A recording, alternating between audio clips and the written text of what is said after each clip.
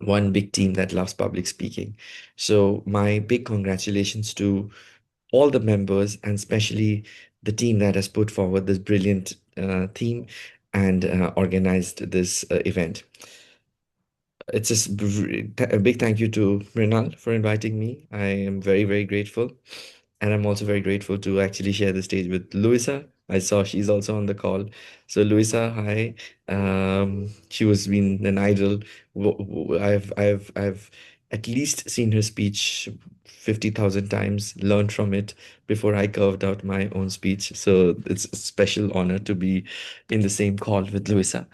Um, what can I say? I think the last 6 months has been crazy. I've been traveling and speaking, and everywhere I get everybody writing me the same question: how can I be a better public speaker?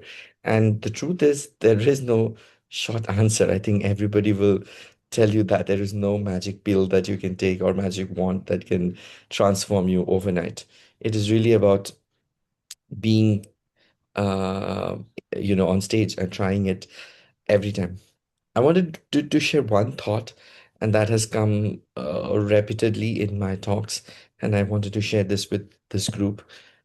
When we think of learning public speaking, we, we look at the techniques, at the details, the opening, the crisp word, the rule of three, the repetition, all those things. Like if you go through any world championship speech or any speech, you will analyze it, you will see so many plethora of good things that they have done in their speeches.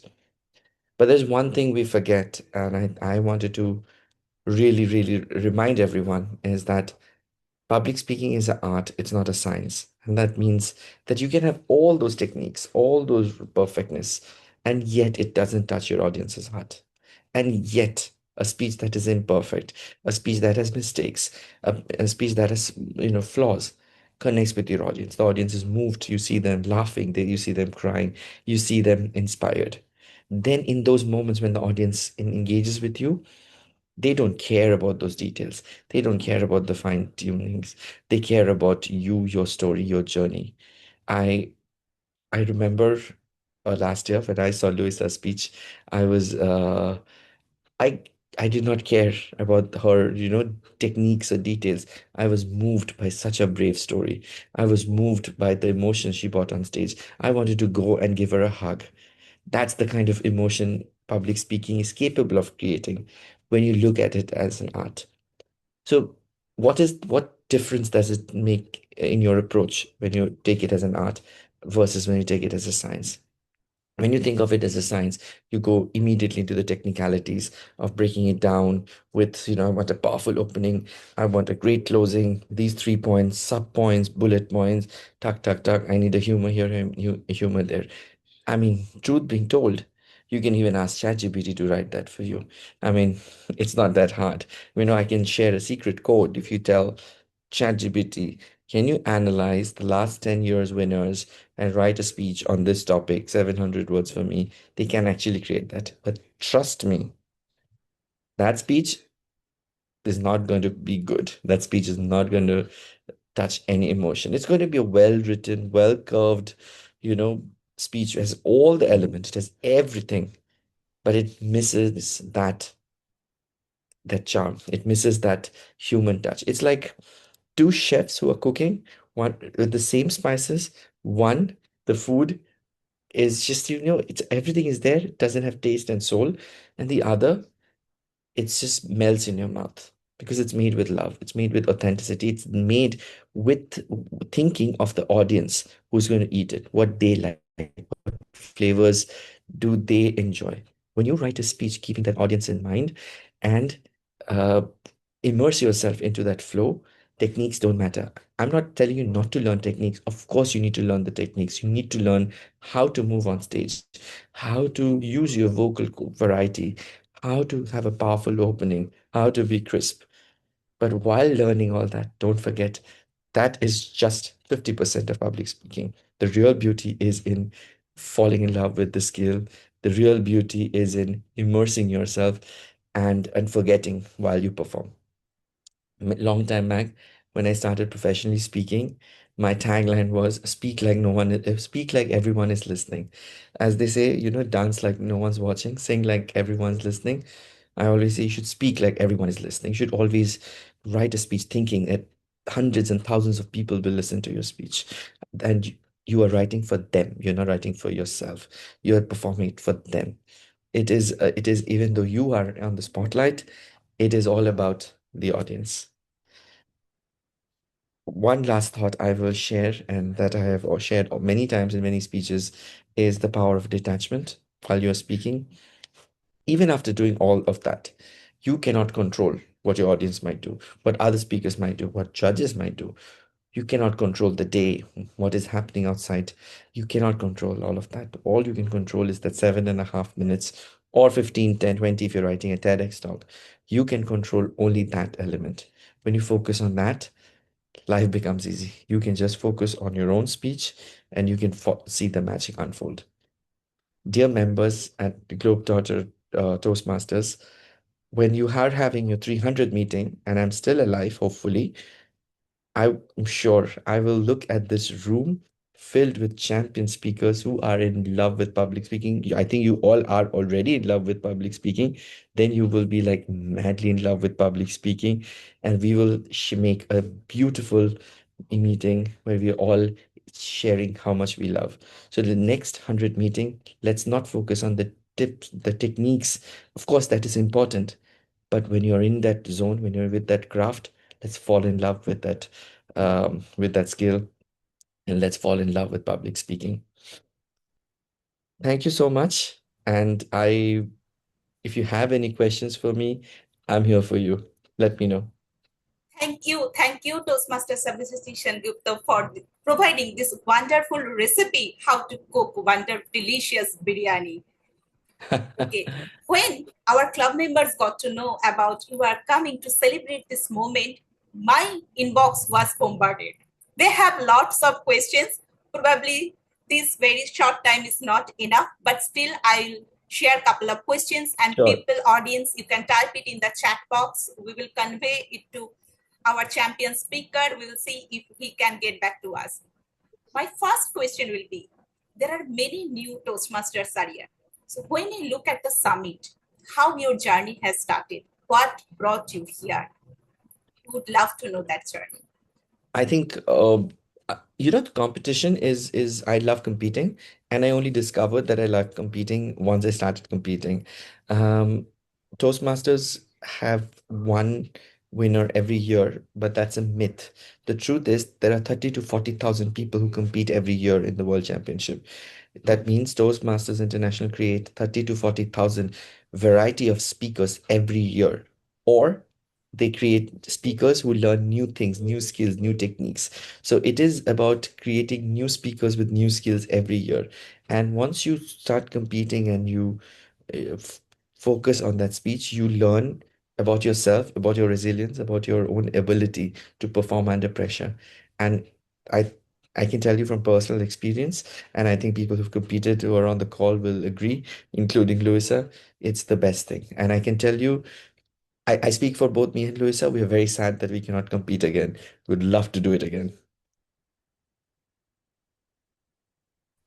And my second question would be like, how your life has changed, like that pre-Toastmaster, Toastmaster, and that champion Toastmaster.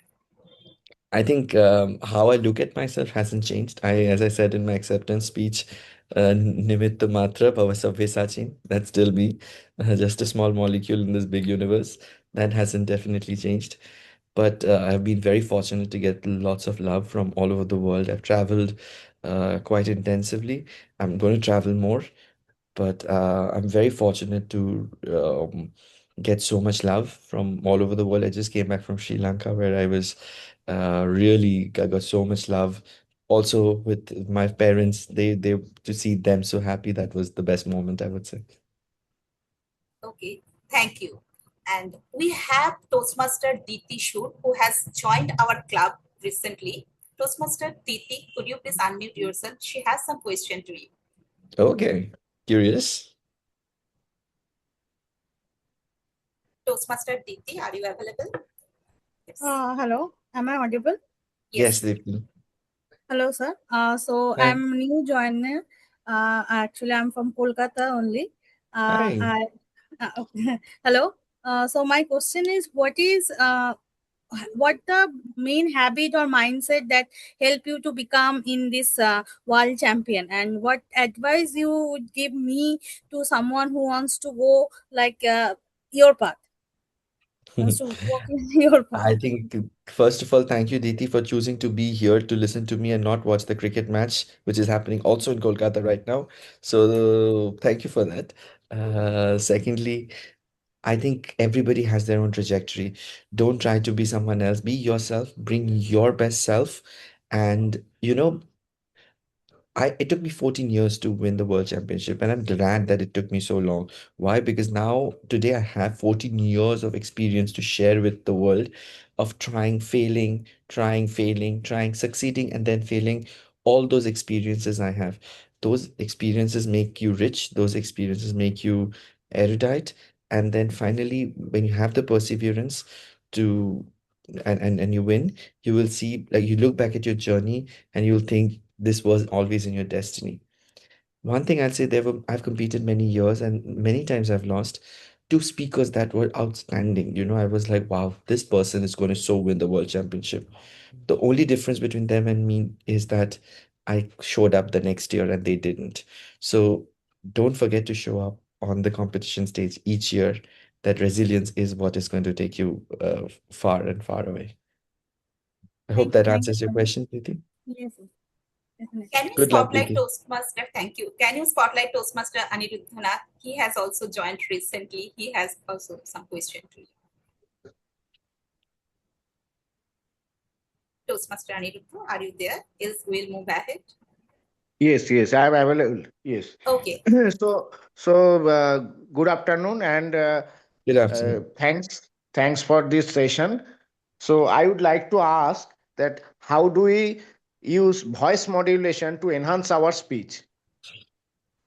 It's not an answer I can give in like 1 minute, but all I can say is voice is a very, very important part of our speech.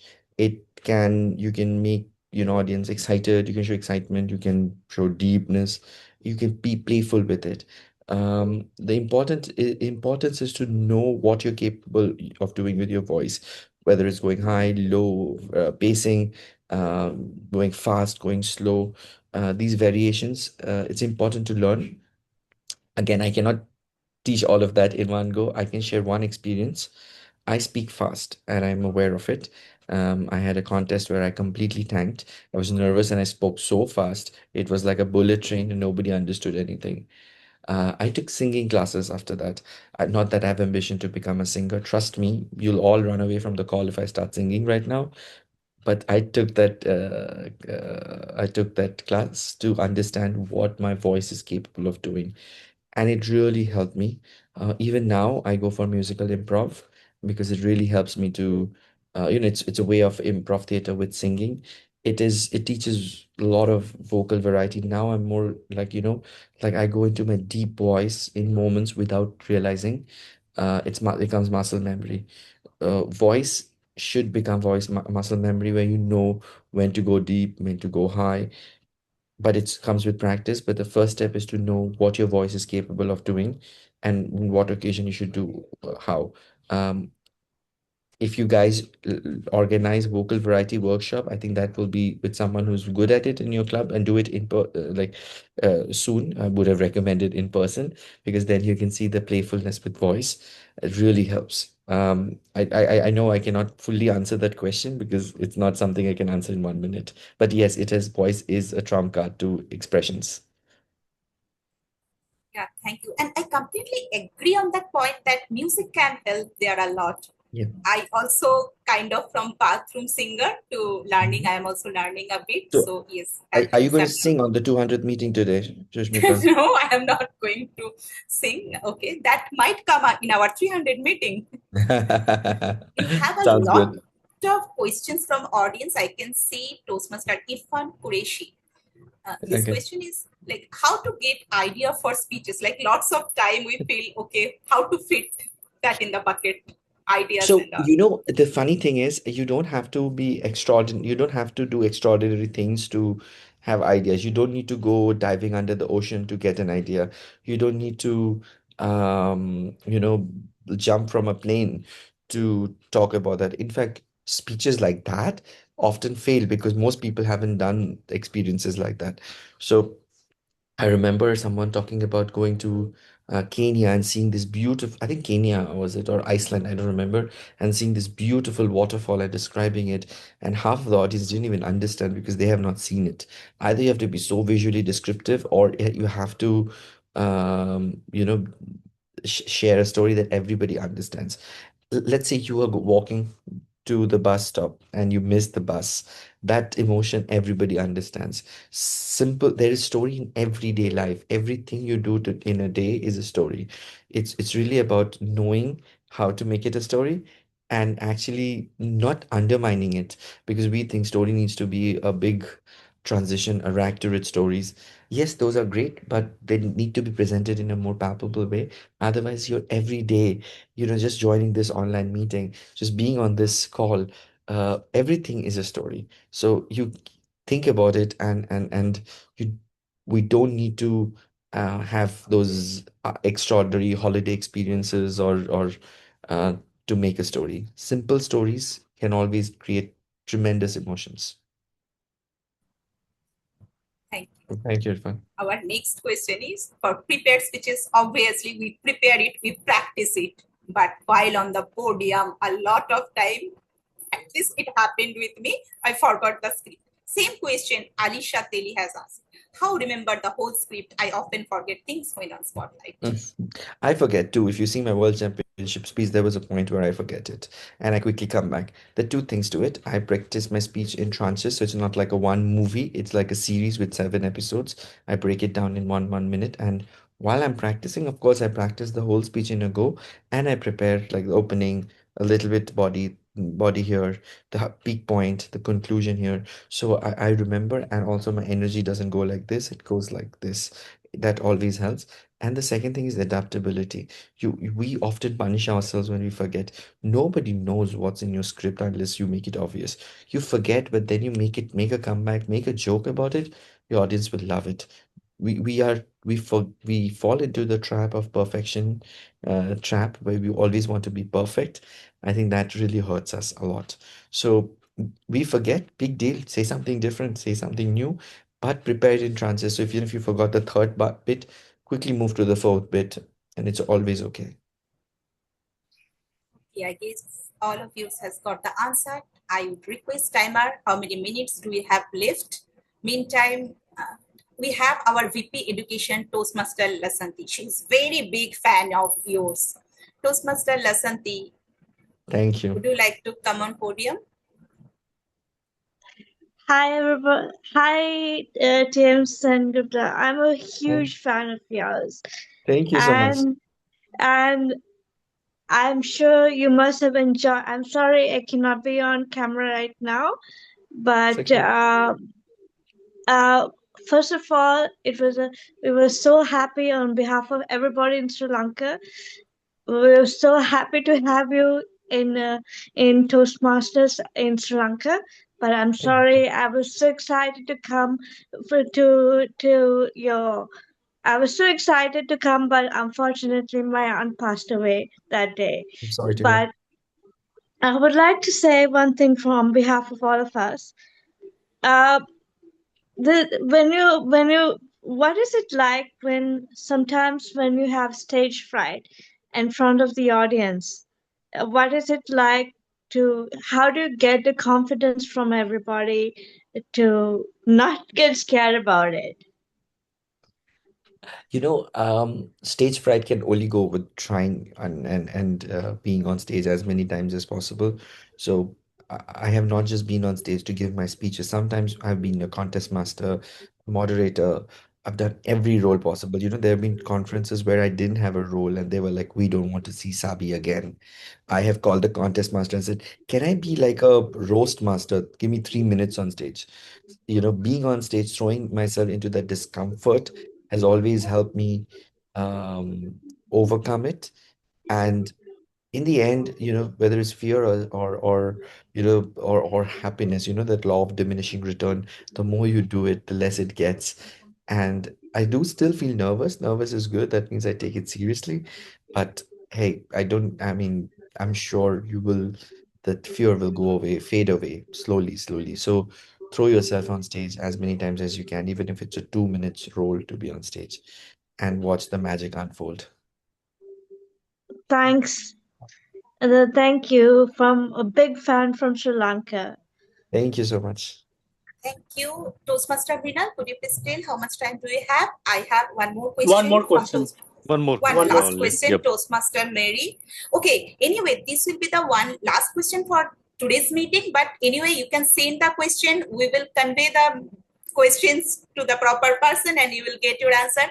Please type it. You will get your answers. And last questions from Toastmaster Mary. Aside from the recognition and credibility within the Toastmasters world, what benefits or impact outside of Toastmaster has winning at the world level brought you?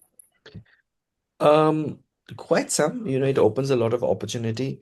What I also saw was I have had big corporates reaching out to me to conduct workshops on public speaking because they love, especially finance team, because I made fun of finance group.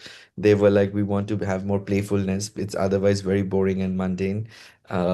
It's a skill everybody aspires to have. That's something I did not know. Um, Now I see more and more people really aspire to have this skill. It's a skill that makes people nervous. And the truth is, doesn't matter what role you are, who you are, at some point in your life, you do have to stand in front of a stage and give a talk.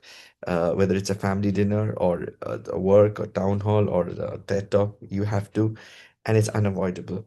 So people really value the skill, and they have reached out a lot to learn it, and that's why I created a course also on executive presence, which a lot of people in the world, across the world, have shown interest, and I bought it. It's I talk about executive presence is not about being in a suit. It's really about your words and how you make people feel as a leader when you're standing and talking. So I think I have been very fortunate to share those messages with all over the world, and you get the whole world listening to you. I think that's the biggest privilege. And also outside Toastmasters, people look at this skill, they respect it, and then it's up to you how far you take it. You're on mute, Shushmita.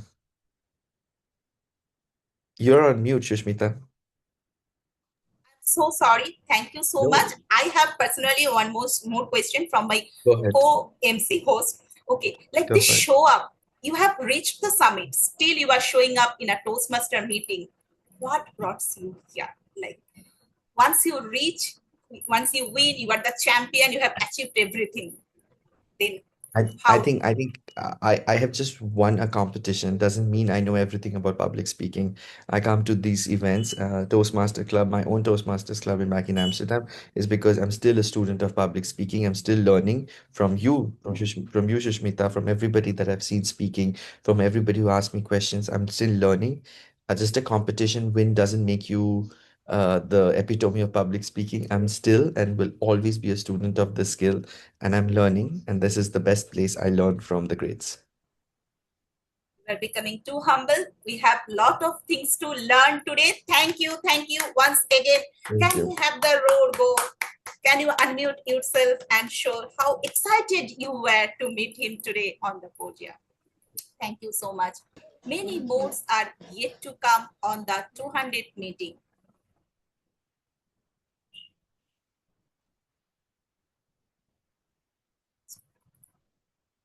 Okay, as I already told, you can type your questions. We'll convey the questions and you will get your answers. Now we have many more, and that's I am going to reveal. Now, as you know, as everyone is telling, yes, we have prepared a lot. Same way, every Toastmaster speech needs a lot of preparation. In a regular Toastmaster meeting, there are 3 segments. The first one is the prepared speeches. The way we have prepared for the meeting, our speaker, they prepared themselves with their mentor along before they are going to deliver the speech. That's the prepared speech.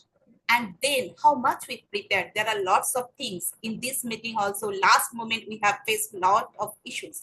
So for that, you have to be ready always. To tackle that, we have table topic session, wonderful table topic session we will have. And then, as we all know, we can improve ourselves by getting proper feedback, constructive feedback. And to get the constructive feedback, we will have the evaluation sections. And today, to get the constructive feedback, you know who is there with us? She is none other than another champion speaker. She is the winner of World Championship of Public Speaking 2024. None other than Toastmaster LUSIA Montalvo. Toastmaster LUSIA Montalvo. Can you please come on podium? And everyone, can we have big round of applause for her? Thank you, thank you, thank you so much.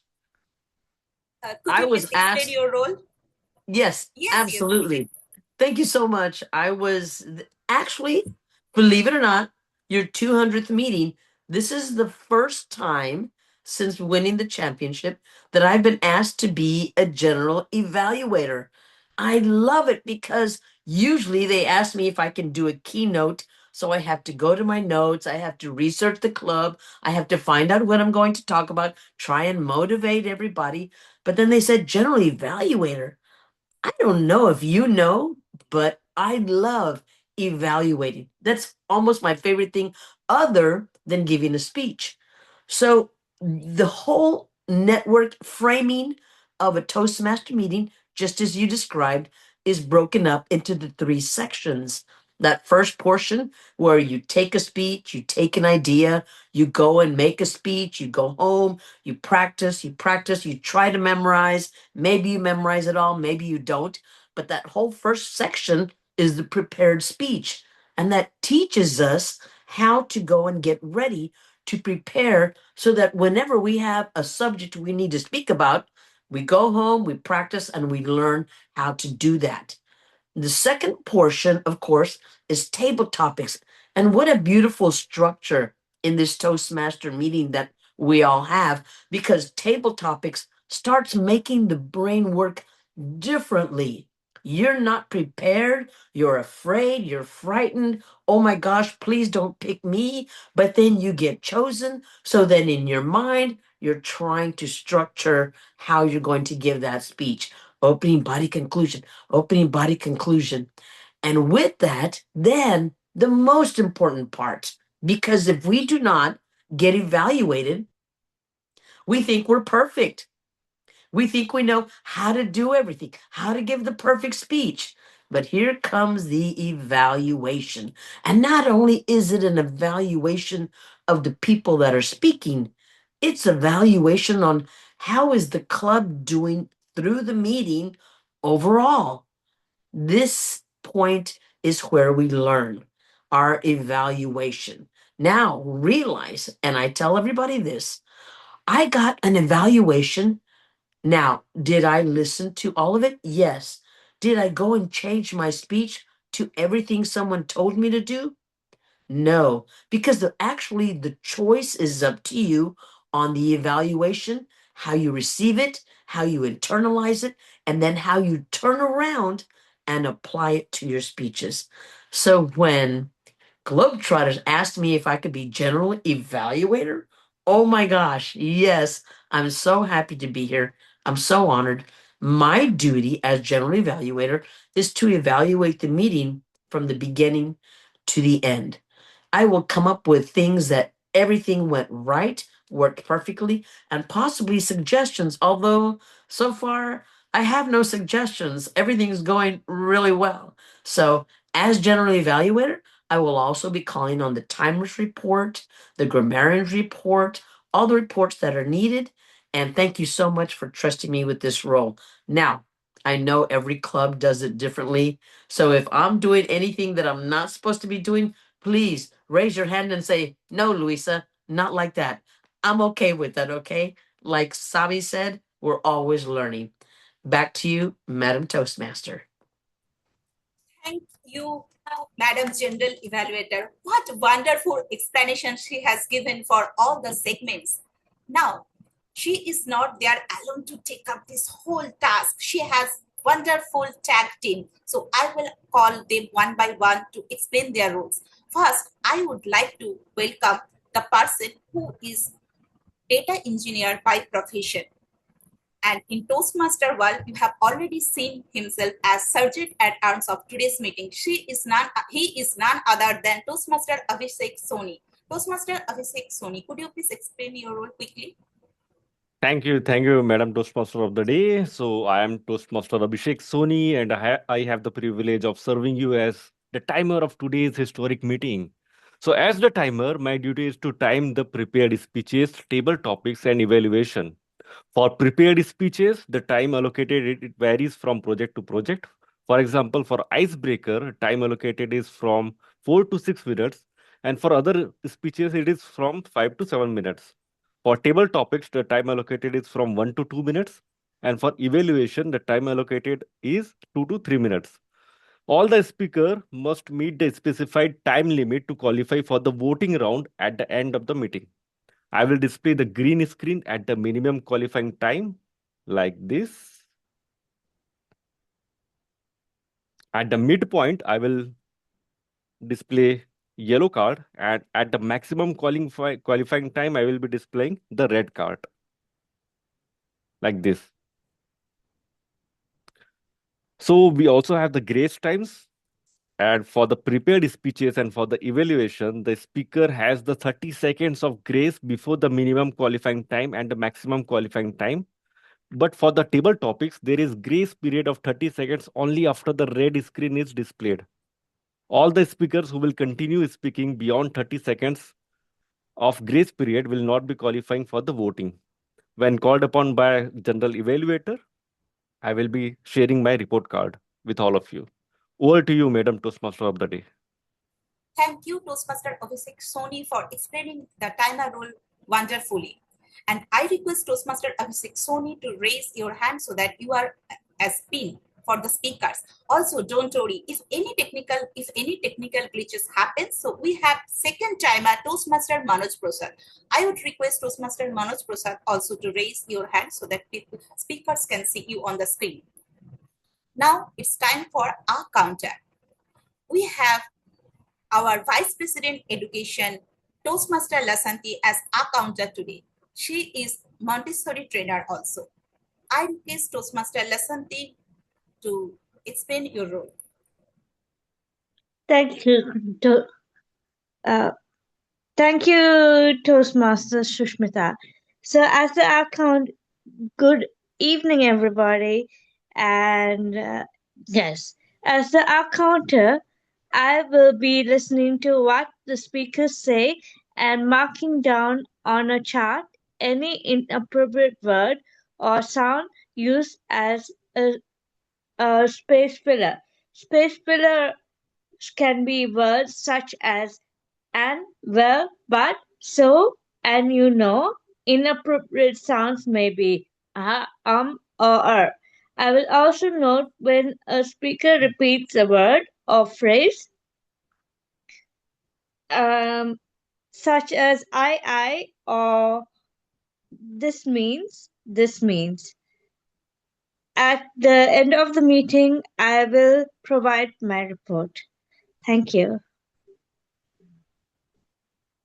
Now it's time to call our grammarian of the day. Mr. Grammarian, I would request you to come on podium and tell the word of the day. And as grammarian, what's your role?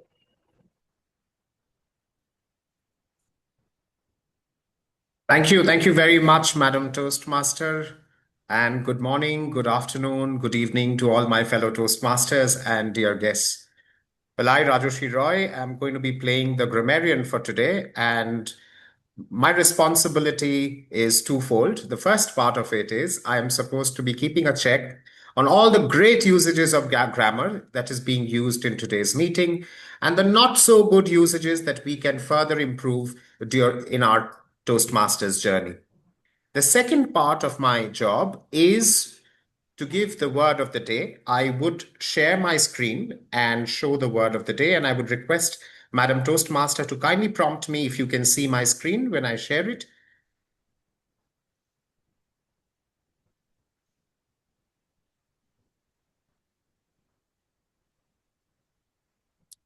Yes, everyone can see that. Distinguished Toastmaster Rajarshi. Yes, thank you very much for confirming that. The word of the day today is buoyant, and it is an adjective. And the meaning of the word is lively, cheerful, and optimistic. And the usage of the word is today's atmosphere feels incredibly buoyant as we celebrate the 200th milestone meeting of Globetrotters Toastmasters Club. Well, ladies and gentlemen, I'm going to put up this word of the day and its meaning in the chat for all of you to refer to. And I would encourage each one of you to use the word of the day during the course of the meeting. And whosoever uses the word of the day, let us all give a virtual thumbs up or an applause to appreciate and encourage others to use the word of the day. I will come back at the end of today's meeting when being called upon by the general evaluator to present my report. Back to you, Madam Toastmaster. Thank you, Distinguished Toastmaster Rajarshi. He's the best grammarian I have ever seen. So be very careful while you are try to use your grammar correctly, else he will catch you. Now it's time to welcome the active listener of today's meeting. She is banker by profession. She is also new member to Globetrotters family. She is Toastmaster Ipshita Misra. Toastmaster Ipshita, could you please explain your role? Thank you so much, Sushmita. Good evening, everyone. Today, I am going to play the role of active listener. I will be observing how attentively we are engaged with speakers, and I am going to ask few questions at the end of the session.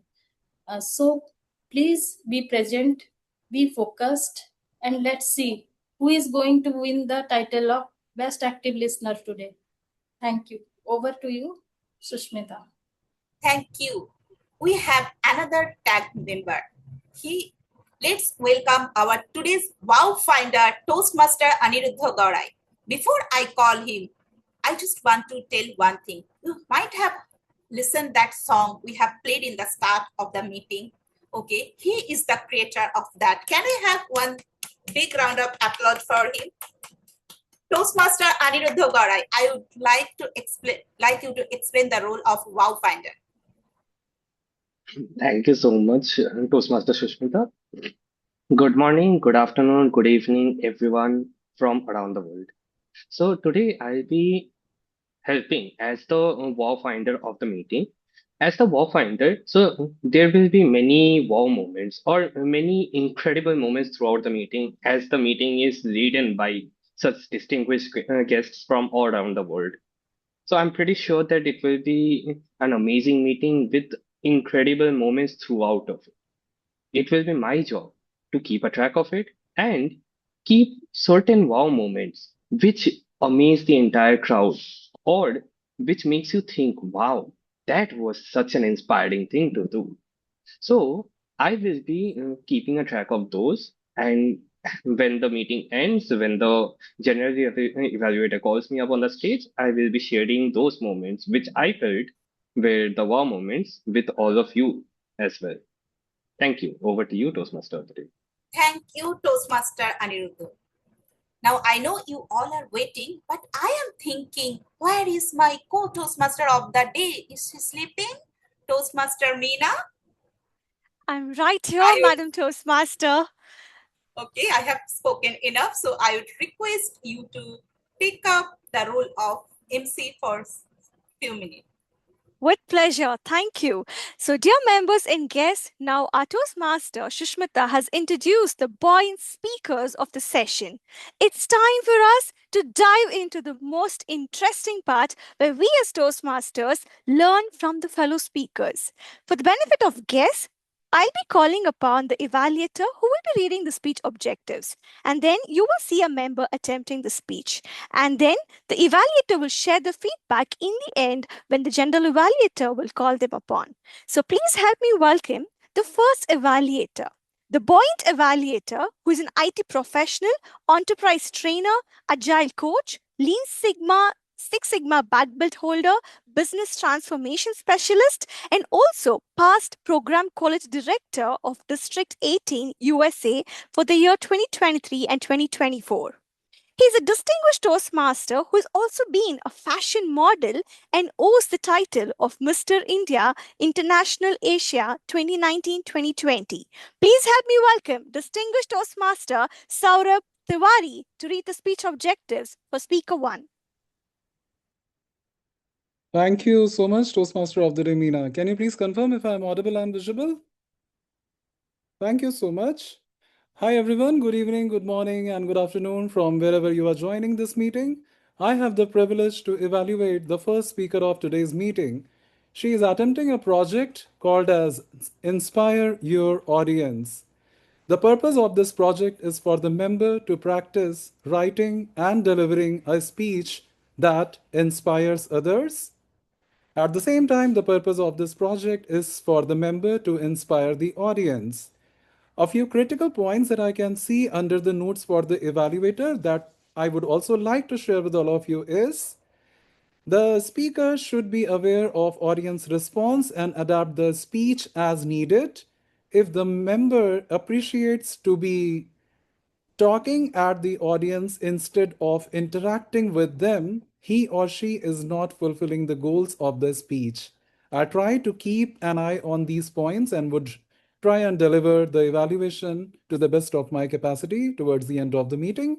Until then, I give the control back to Toastmasters Meena, and I wish all the best to my aligned speaker. Thank you so much.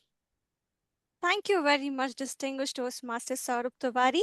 It's time to welcome a buoyant Speaker 1. She's been a Toastmaster for more than 14 years. At the start of 2020, she called herself a Zoom hopper, participating in numerous online Toastmaster club meetings to explore the diverse cultures of fellow members.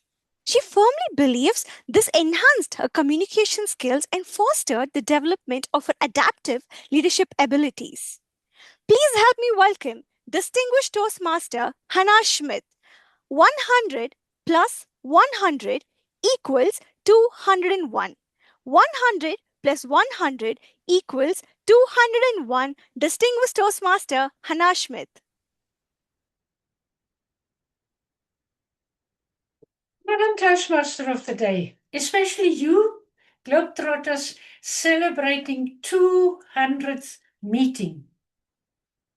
200 meetings can't rely solely on enthusiasm.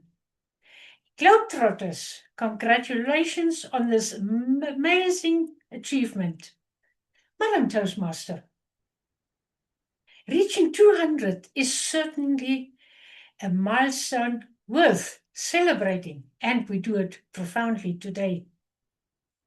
The number 200 just represents usually a strong blend of balance, spiritual development, and the pursuit of harmony. It bridges the gap between personal development and emotional maturity, urging you, us, to trust your or our leaders and maintain optimism. Ladies and gentlemen, 200? At first glance, it's just a number. But tonight, 200 represents courage, commitment, and a community called Globetrotters, dedicated to excellence, resilience, and collaboration. And this happens because every member cares, because every member shows up, and most of all, because every member believes in their leaders. And tonight, we celebrate all past, present, and future leaders, role players, speakers, along with the evaluators, one step forward. Ladies and gentlemen, I have a little exercise for you. Assign each letter of the alphabet a number from 1 to 26. I suppose you've done that already. Can you find a fitting Toastmaster number related word to sums up 200? Neither I nor my dear friend ChatGPT could assist me. However, I found a perfect word that sums up to 100. And I'm positive that you know all about this word. It is attitude. But usually attitude has got a negative connotation. However, it can be different when qualified with the word positive. Yes, a positive attitude.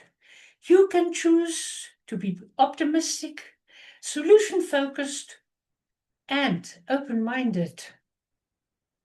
And that makes a perfect sense. It is with a positive attitude that every Toastmaster begins their journey. It serves as a spark, the decision, the moment when we say, yes, I will try. In Toastmasters, an optimistic attitude is what brings us forward. With an even more optimistic outlook, we attend our initial meeting, our very first meeting. Each one arrives with good intentions, motivated by curiosity, courage, and perhaps that hint of anxiety. And that has brought Globetrotters Toastmasters to its 200th meeting. But then, also with the help of my friend GPT, I discovered another word that adds up to 100. Discipline. And that complements the attitude nicely. A positive attitude encourages you to begin, but discipline is what sustains our progress. When attitude and discipline work together, they generate the moment, and that transforms goals into results. We approach Toastmasters with positive attitude, practicing evaluations and supporting each other as we grow step by step. Discipline helps us reach our goals and objectives. We appreciate and honor this incredible collaboration that made it possible. Attitude and discipline makes 200. Each is powerful on its own. Together they become unstoppable and have brought you where you are now. Ladies and gentlemen, 100 for attitude, the courage to initiate your very first meeting. 100 for discipline, the dedication you to keep going even when it's difficult, because discipline brought you up to 200. Therefore, don't just see the next 200 as just meetings. Consider your choices, the decision to show up, to grow, to persist. Approach each meeting with a positive attitude and the discipline. Yes, just a moment. Now, shift your focus to the upcoming meeting, 201, which is rooted in your positive and attitude and discipline. Reaching 201 is a direct result of your dedication, your perseverance, culminating in my final message.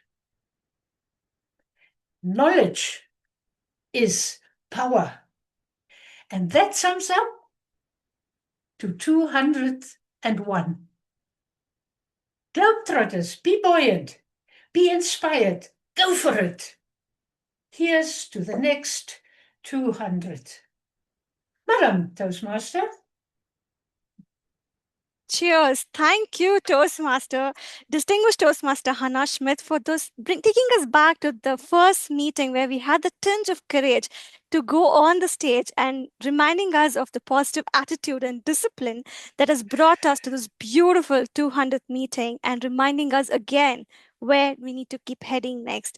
Thank you for that amazing speech. Now it's time for me to call upon our evaluator too. Our buoyant evaluator too is a director and a partner at Practice Consulting and Training LLP. With more than 10 years of entrepreneurial experience and a strong expertise in business intelligence and data analytics. Please help me to welcome distinguished Toastmaster Nancy Goyal to read the speech objectives for Speaker 2. Over to you. Thank you so much, Toastmaster of the Day, Toastmaster Meena Mohan Kumar. That was quite a kind introduction of myself. Good day to everybody. My target speaker today is going to attempt a project from the Path Innovative Planning. This is a project from level 3, elective project. The project name is Connect with Storytelling. The purpose of this project is for the member to practice using a story within a speech or giving a speech that is a story. I will be looking for a story with a message that makes it a speech. Well, apart from the other regular factors like vocal variety, body language, tonality, and everything else, I would be paying close attention to the pace at which the speaker is speaking, because pacing enhances the delivery of both the story and rest of the speech. With this, I wish the best to the target speaker and hand it over back to Toastmaster of the Day, Toastmaster Meena. Thank you very much, Nancy. Now it's time to welcome our buoyant speaker too. He's been working with Society General, has been a Toastmaster for more than 8 years. His hobbies include theatres, traveling, reading, cooking. And he firmly believes, believe you can, you're halfway there by Roosevelt. Please help me welcome distinguished Toastmaster Rajashri Roy. That's like my son.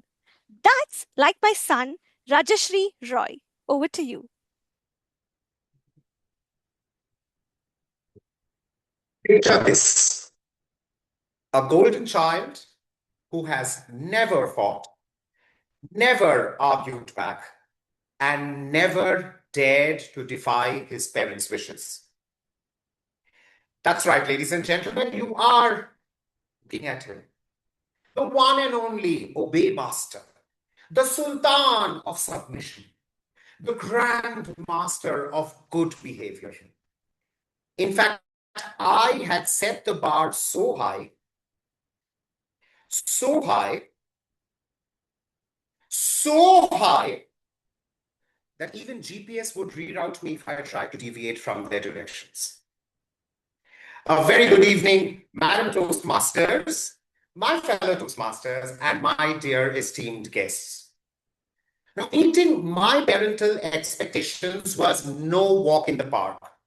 It was a full-blown marathon where the finish line just kept moving. And the only prize that I could win was my parents saying, "That's like my son." That too, occasionally. Now, at this point, let me introduce a new character in my story, Chini Chatterjee. And trust me, there was nothing sweet about her. She would come to school every day with her braided hair that would smell so strongly of coconut oil that even the coconut themselves would stop in the tracks, sniff the air, and say, "Whoa, that's a bit too much." She wore glasses thicker than a dictionary and was a human form of Google. Let's just say she was every teacher's dream come true and every student's worst nightmare. But Chini had one friend in school. Thanks to my parents, who thought networking is all about networkship, and that friends are evaluated based on their potential to either boost your GPA or secure a future job. I mean, why need Tinder if your mother is the one swiping left and deciding your play dates, huh? But being the obey master that I was, all I could do was humbly accept her decision and win that coveted prize of my mother saying, "That's like my son." Now, from the story of Chini, let me take you to something a little bitter.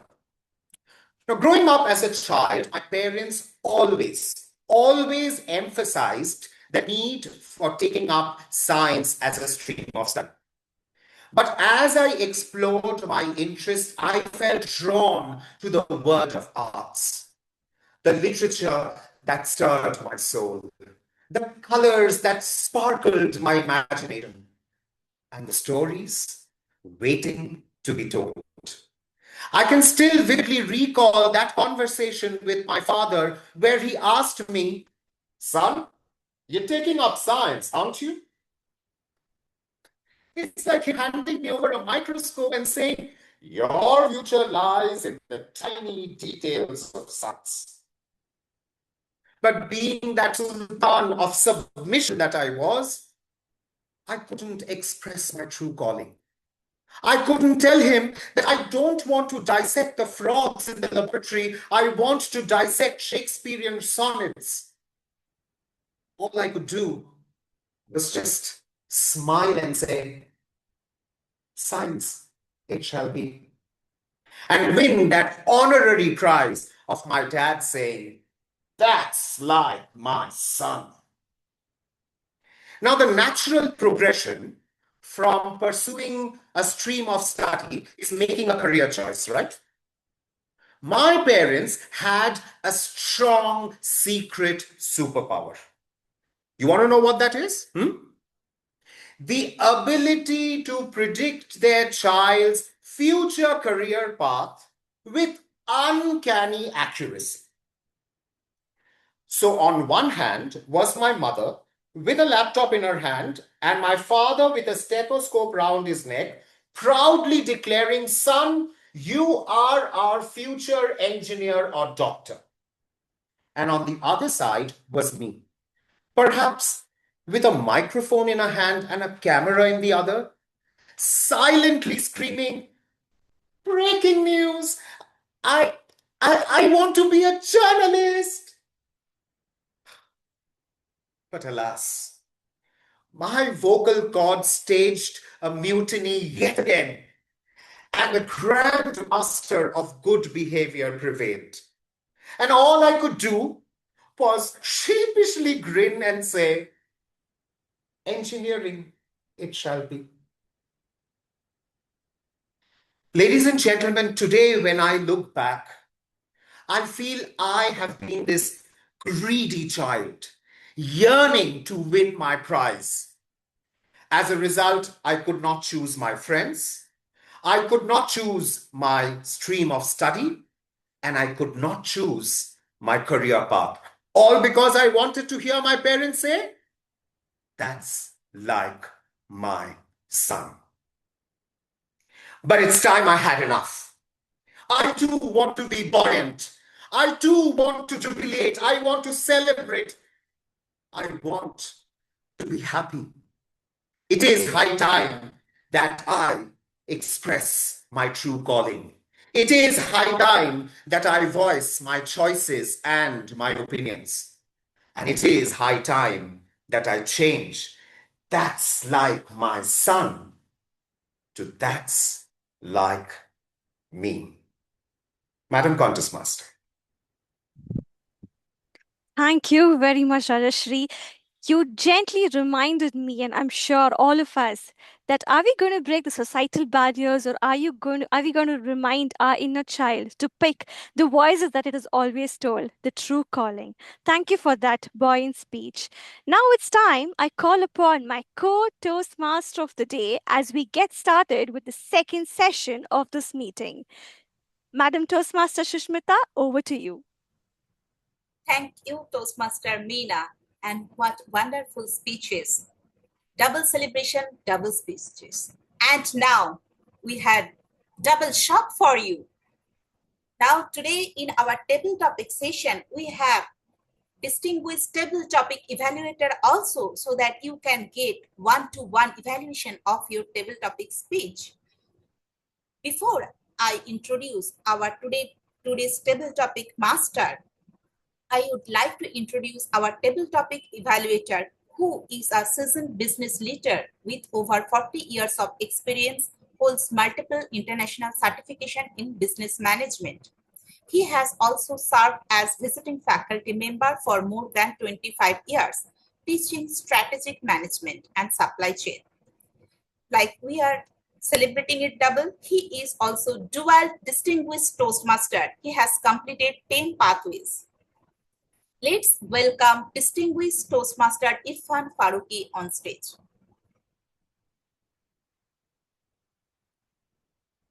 Zoom Master, can we spotlight distinguished Toastmaster Irfan?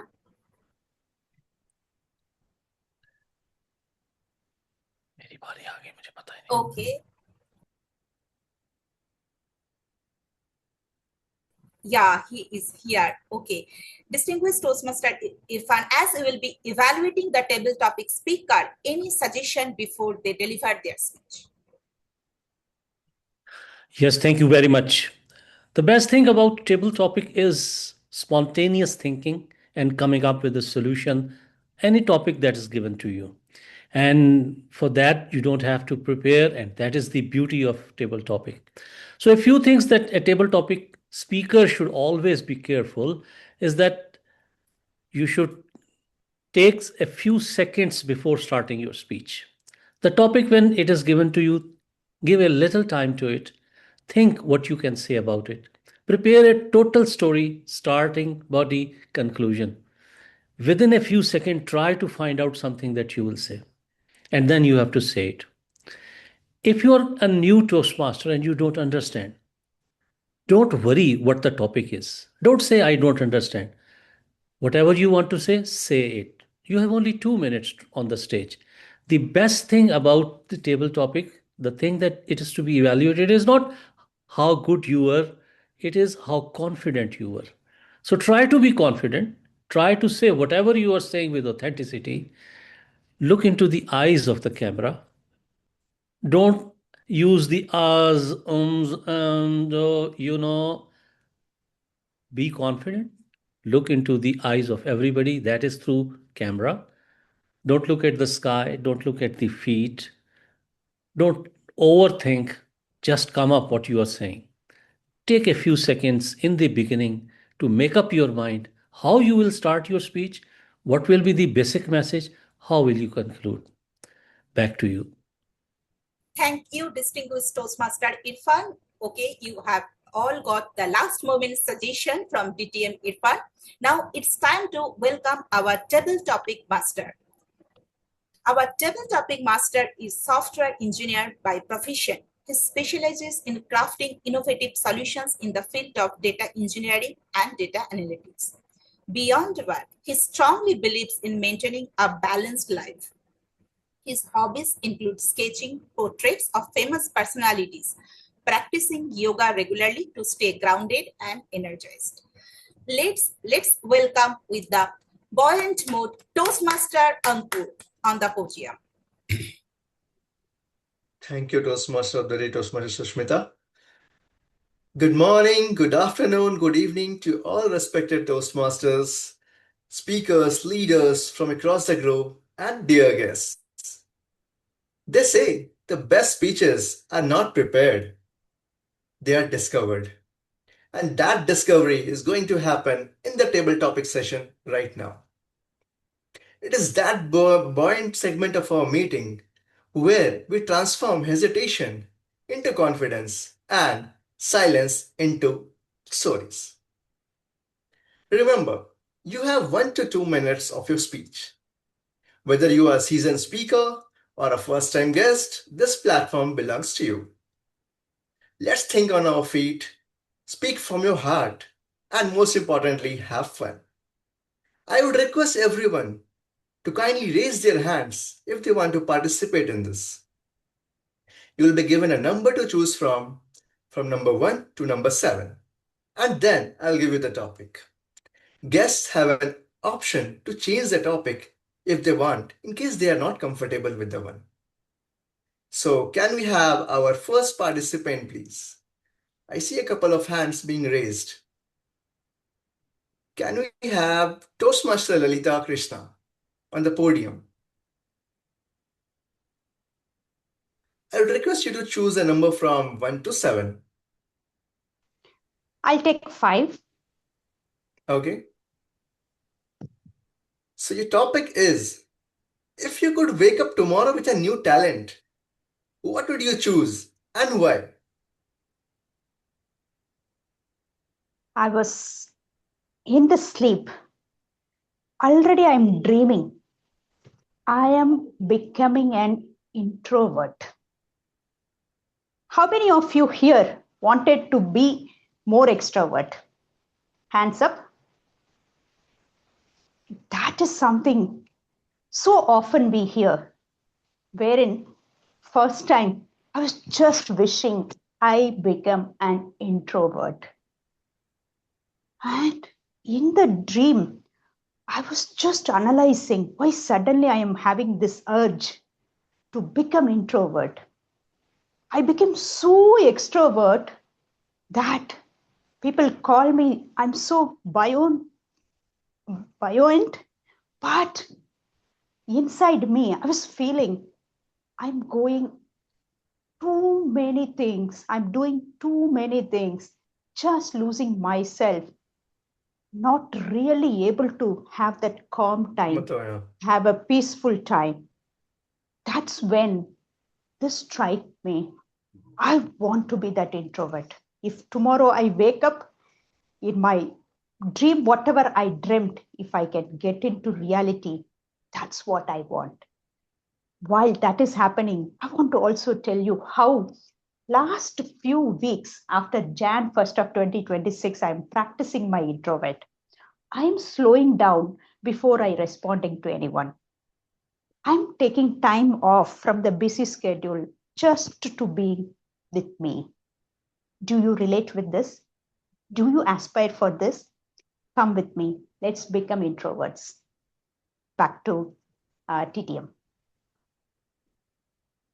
Can we have a huge round of applause for Toastmaster Lalita, please? I was able to relate to you. Like, it's important to take a pause before doing things, thinking of something. Being an introvert or extrovert, we need not think much on the front. It's important to do whatever we are whatever we are facing currently. And can we have our next participant, please? So we have a couple of hands already raised. Let me select Elios Theophilus. I hope I pronounced your name correctly. Right. Thank you. Would request you to choose a number from 1 to 7. 5 is already taken. 1.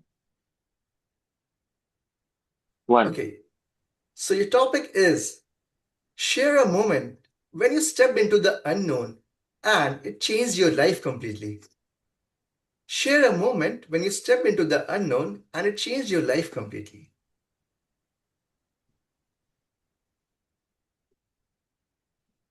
Okay, can you hear me, NCB, before I start? Yes. Okay, awesome.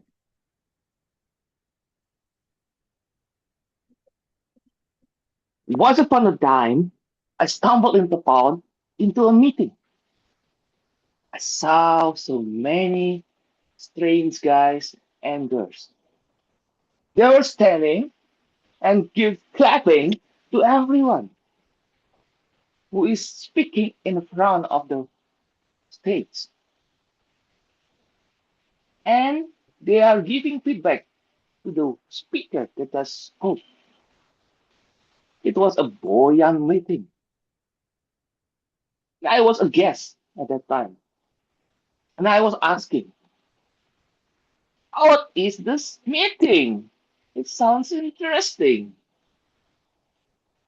And the people say, wait, wait until the end of the meeting. We will give you the secret. So we goes to the another unknown moment for me. It is exactly like this double topic session. I was the guy that was very shy, sitting on the corner, doesn't want to get called. And then the double topic master approached me and he said, "Sir, yes, sir, I see something in you, but I don't know what it is." Oh, interesting. What do you see? Come on the stage. Ah, I came onto the stage as a buoyant speaker. I thought that I will be the greatest speaker ever there. And once a question asked me, oh, I could not answer anything about it. But yes, the rest of the history, I joined Toastmasters and 5 years apart, I think you know my name. You know my story. You know who I am. But yes, I would like to say I'm a proud member of Toastmasters International. Did you? Back to you again. Thank you, Elias Tifolas, Toastmaster Elias, for a lovely and cheerful speech. Can we have a huge round of applause for him?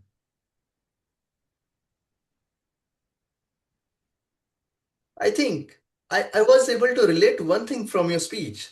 I remembered one thing when my teacher used to call me on the stage and ask me to speak in front of an audience.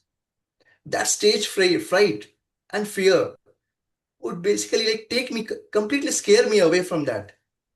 And today, after being in the Toastmaster fraternity for like around 5 months only, still I feel a bit more confident than I was in those days. Thank you for your speech. Can we have our next participant? So let me select Alicia Daly. If you are a Toastmaster, I'm really not sure on that, so I just referring you as a name. Can we have her on the podium?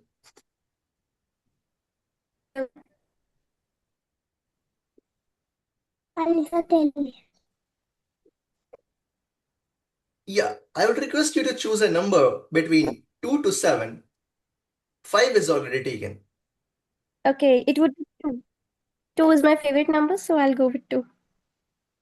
Okay, let's go ahead then. So your topic is, does success have a finish line? Or is it always beyond the horizon? Does success have a finish line? Or is it always beyond the horizon? Okay. I believe that success don't have any starting or finishing point. It is way beyond the horizon. Like you say, sky is the limit. So just fly as high as you can. The sky is pink. It is all yours. And you don't have any finishing line or a boundary that you have. You just have to reach till here. No. Is all yours, sky is all yours. Just fly as high as you can and just I have always been like a carpe diem. Like I have always lived a like a carpe diem since I'm like in my first year of college, and it was my biggest fantasy to get into a college. And soon as I got into that college, I took everything. I participated in literally everything, right from sports to speeches to cooking competitions to flying kites and everything. And I'm still on my way to success, but I do believe that success has no boundaries and you should fly as high as possible and just live your life like it is the last day you're living and just enjoy everything. Thank you. Over to you, Toastmaster, table topic master. Thank you, Alicia, for sharing a beautiful message on this topic which I have given it to you. Can we have a huge round of applause for Yeah. Alicia? Now, it's time to call the next participant. Let me choose guest Tracy Baker. Can we have guest Tracy Baker on the podium, please?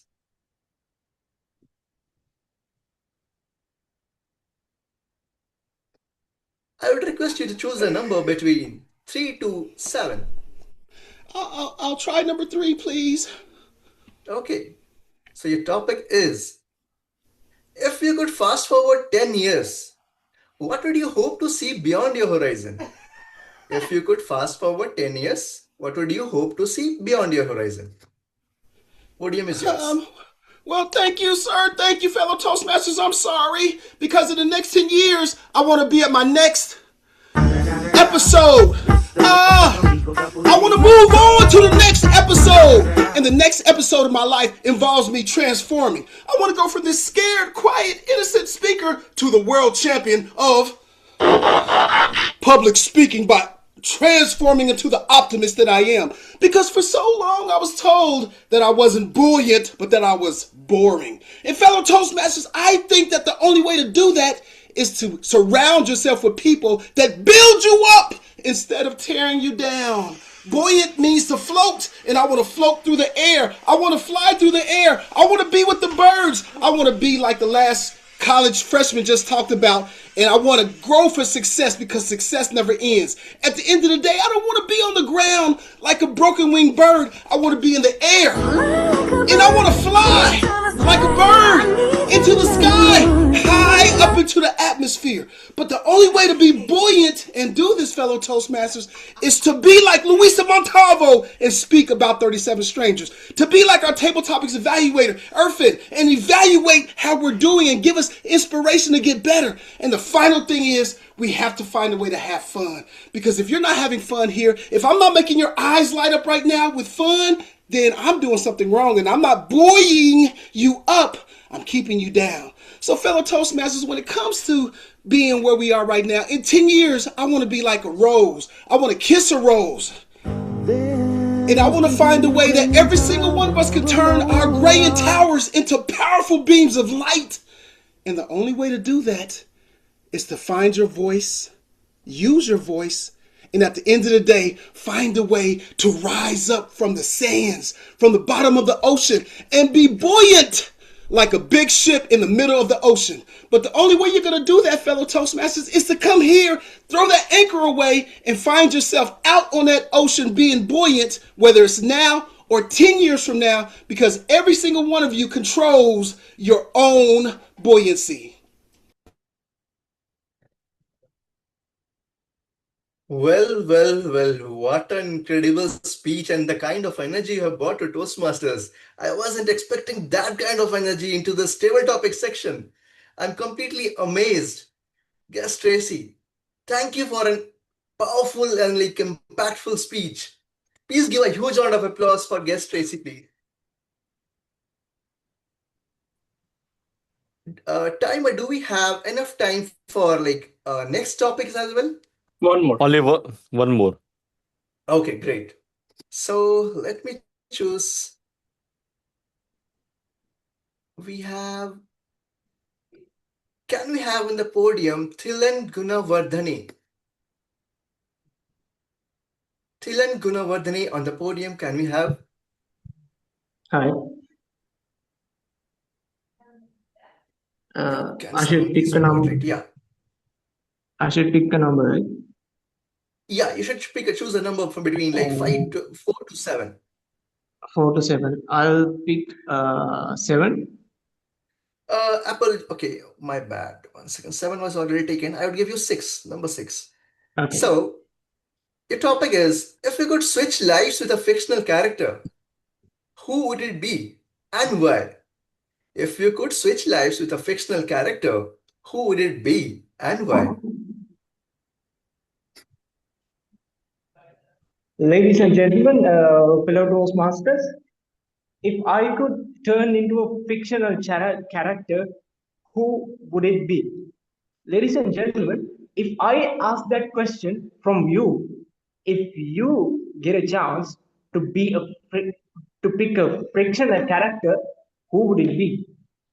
Ladies and gentlemen, I'm not interested in looking at movies and stuff and like that. But I would say to myself, but I don't want to be like anyone. I want to be myself. Ladies and gentlemen, all the fictional characters, all the heroes in their life, I personally believe that they believe in themselves. They figure out the true energy, true strength of them, true failures of them, and overcome all those failures and became a hero. So, ladies and gentlemen, I don't particularly believe that believing a fictional character would make my life stronger.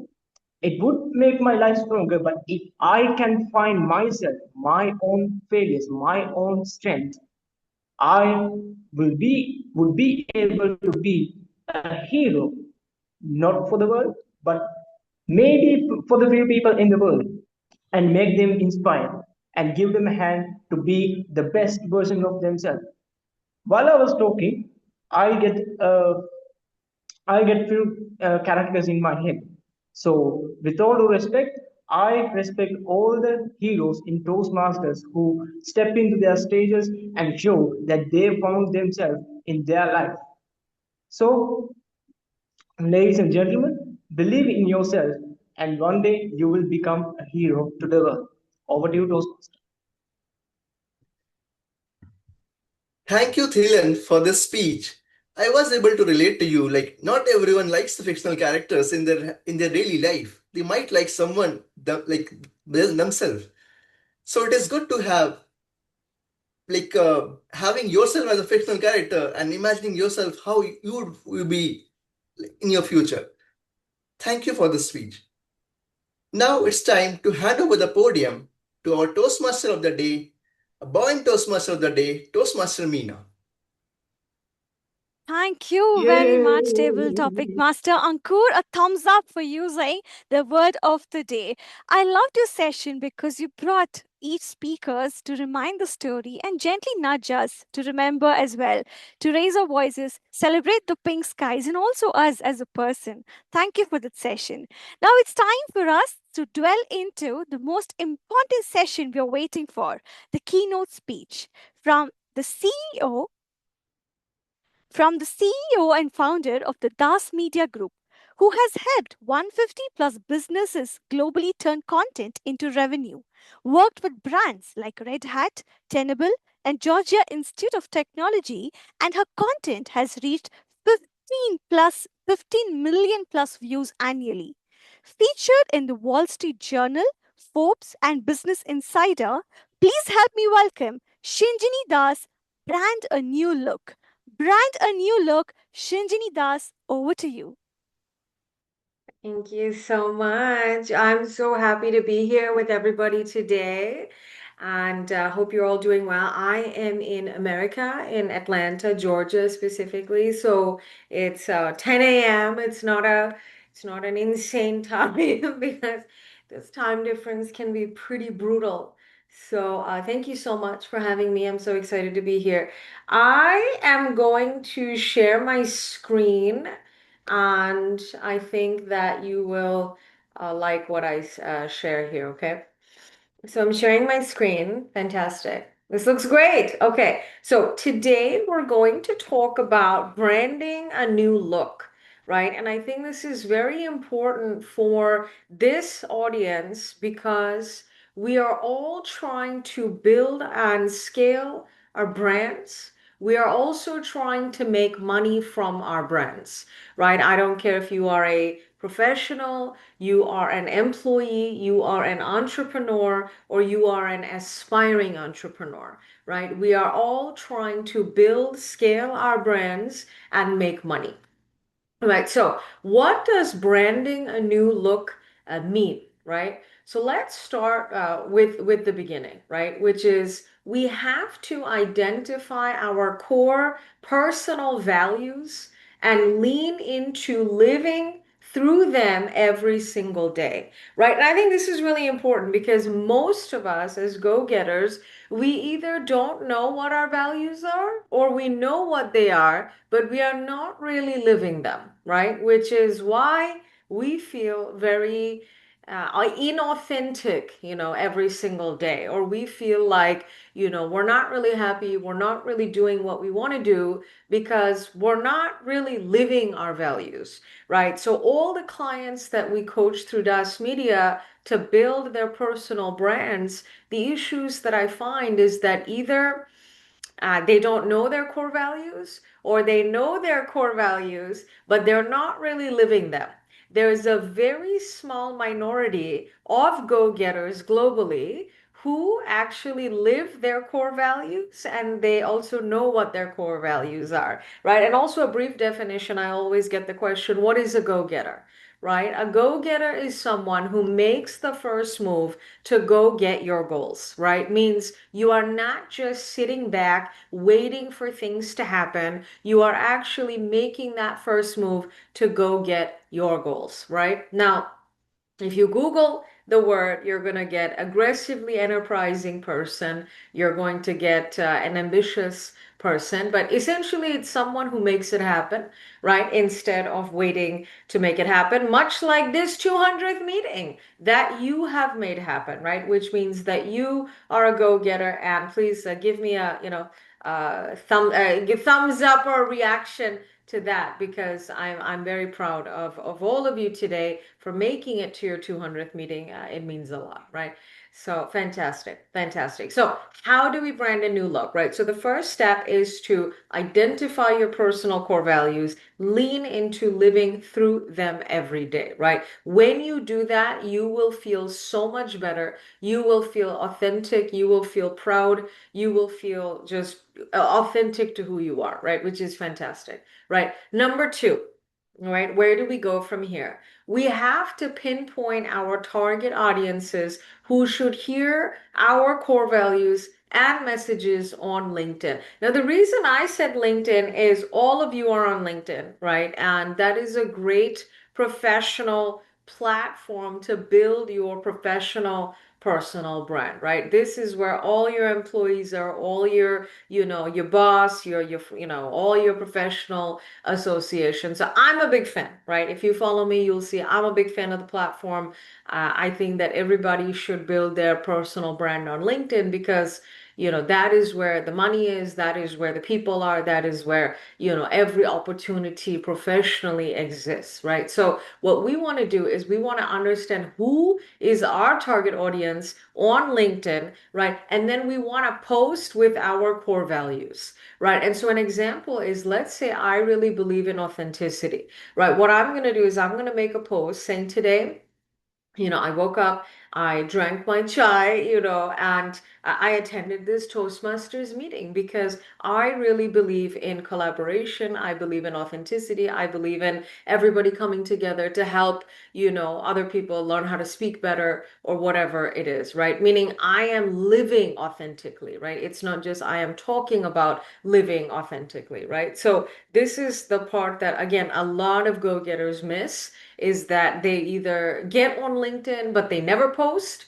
right? The numbers of individuals who've never posted on LinkedIn, if you search, it's a lot, right? The percentage is very, very high, right? So what we want to do is we want to make sure that we are actually posting on LinkedIn. We're not part of the 80 to 90% who is a consumer of content, but we also want to be part of the 5 to 10% that is a producer of content on LinkedIn, right? So that's the point of this message here, right? And then what do we want to do after that? What we want to do after that is we want to write messaging on LinkedIn that continues to speak to my core values, right? And that they are me, right? And I heard someone before this say that they don't want to be a fictional character, right? They want to be themselves, right? And I think that is the kind of messaging that works. That is the kind of messaging that actually pushes through in the crowded, saturated landscape that is social media today, that is LinkedIn today. What we want to do is we want to stand out, and how we stand out as a go-getter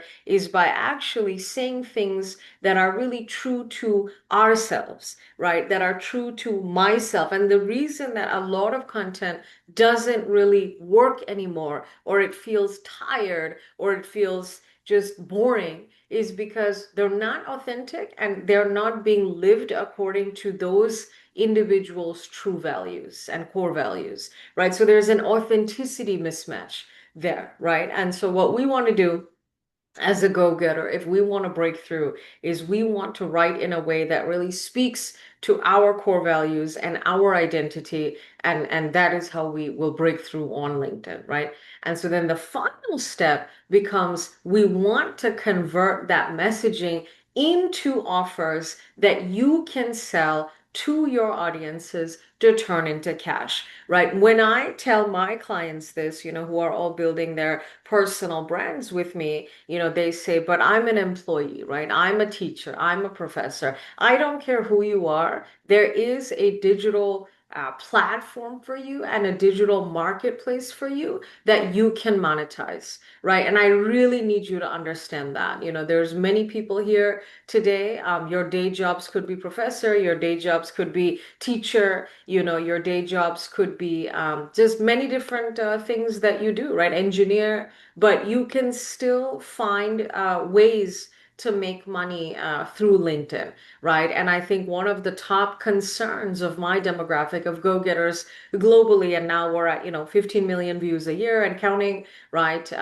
Many followers, many go-getters, right? All of them want to build additional sources of income, right? So again, give me a reaction, a thumbs up or something if you also agree, because that is the number one concern of my demographic, right? Which is you want to build ways to make more money, right? Meaning if you are fired from your job tomorrow, right, you are concerned about your financial situation. You're a man, you're a woman, whoever you are now, right? Women are working at rates higher than ever before now to support their families. So women are also concerned that if we get fired, what is going to happen to us financially? And so that was the point for me making this keynote today is how can I help you build more revenue streams, right? You can always save more, you can always invest more. This is all good. But at the end of the day, if you just don't have enough money coming in,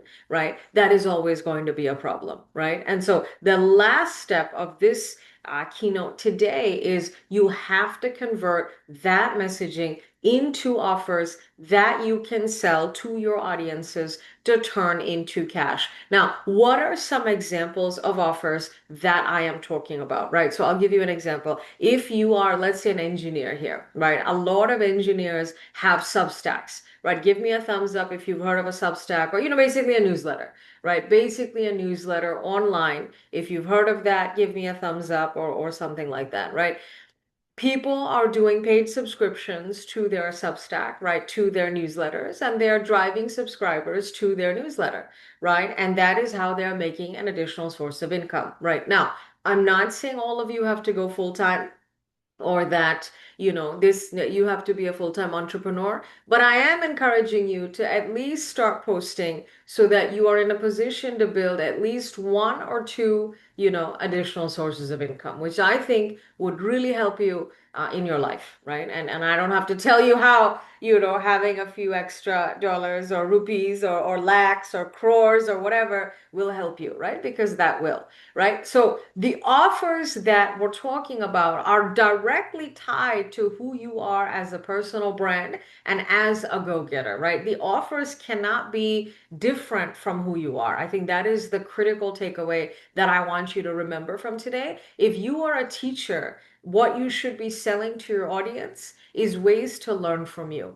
right? If you are an engineer, what you should be selling to your audience is, tech hacks or tools or whatever that your audience associates with your brand. I think one of the biggest mistakes that my clients make is that they want to design offers that have nothing to do with them, right? And then they wonder, why is it not selling? Why is my content not working? Because that's not why people follow you, right? People follow you for, like in my case, people follow me for motivation, right? So if you look at all my pages, you look at all my content, it's all about how to be a go-getter, right? How to make that first move to go get your goals in love, life, relationships, career, and everything in between. So that's really what I want you to understand from today, right? And then the highlight here, or the overall summary, is that building your personal brand on LinkedIn every day creates cash flow, or in many of your situations can create future cash flow. But in order for me to be in the position to make cash in 2027, I have to start today, right? I have to start identifying my core values. I have to start living through them, and I have to start posting on LinkedIn today. Right. And you can start posting twice a week. That is plenty. That is enough. Right. And, the more you do that, the more you'll see that you are getting the followers that like you, that love you for who you are. And then you can start building communities, paid newsletters, right, subscriptions, et cetera, so that you can start building that paid audience. And again, online, there's an enough marketplace for every go-getter to at least build one side hustle. So that was the point of my keynote today. I want to check time and see if we have any time for some questions.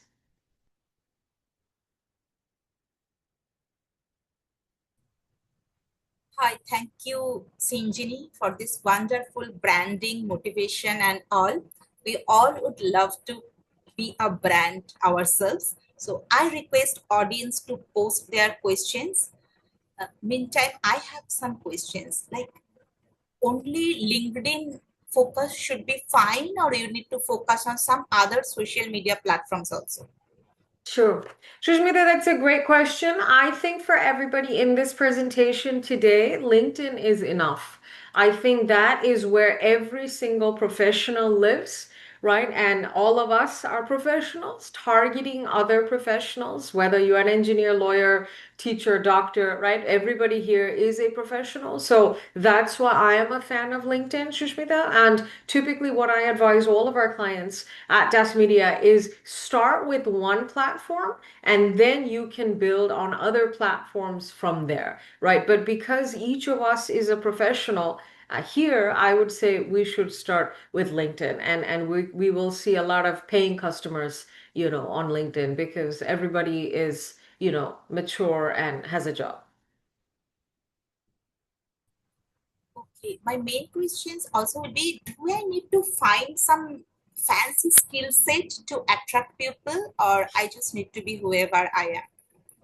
You need to be who you are, Shishmita. But I also think you need to understand what your skill sets are. And I think this is where a lot of my clients also struggle. They don't know what their skill sets are, right? So if I were you, even ChatGPT, put in your resume into ChatGPT and say, hey, ChatGPT, what are my top skills? If you have to do that, that's okay, right? Because many of us actually don't know what our top skills are, which is why we either present ourselves in the wrong way, or we just present ourselves just wrong.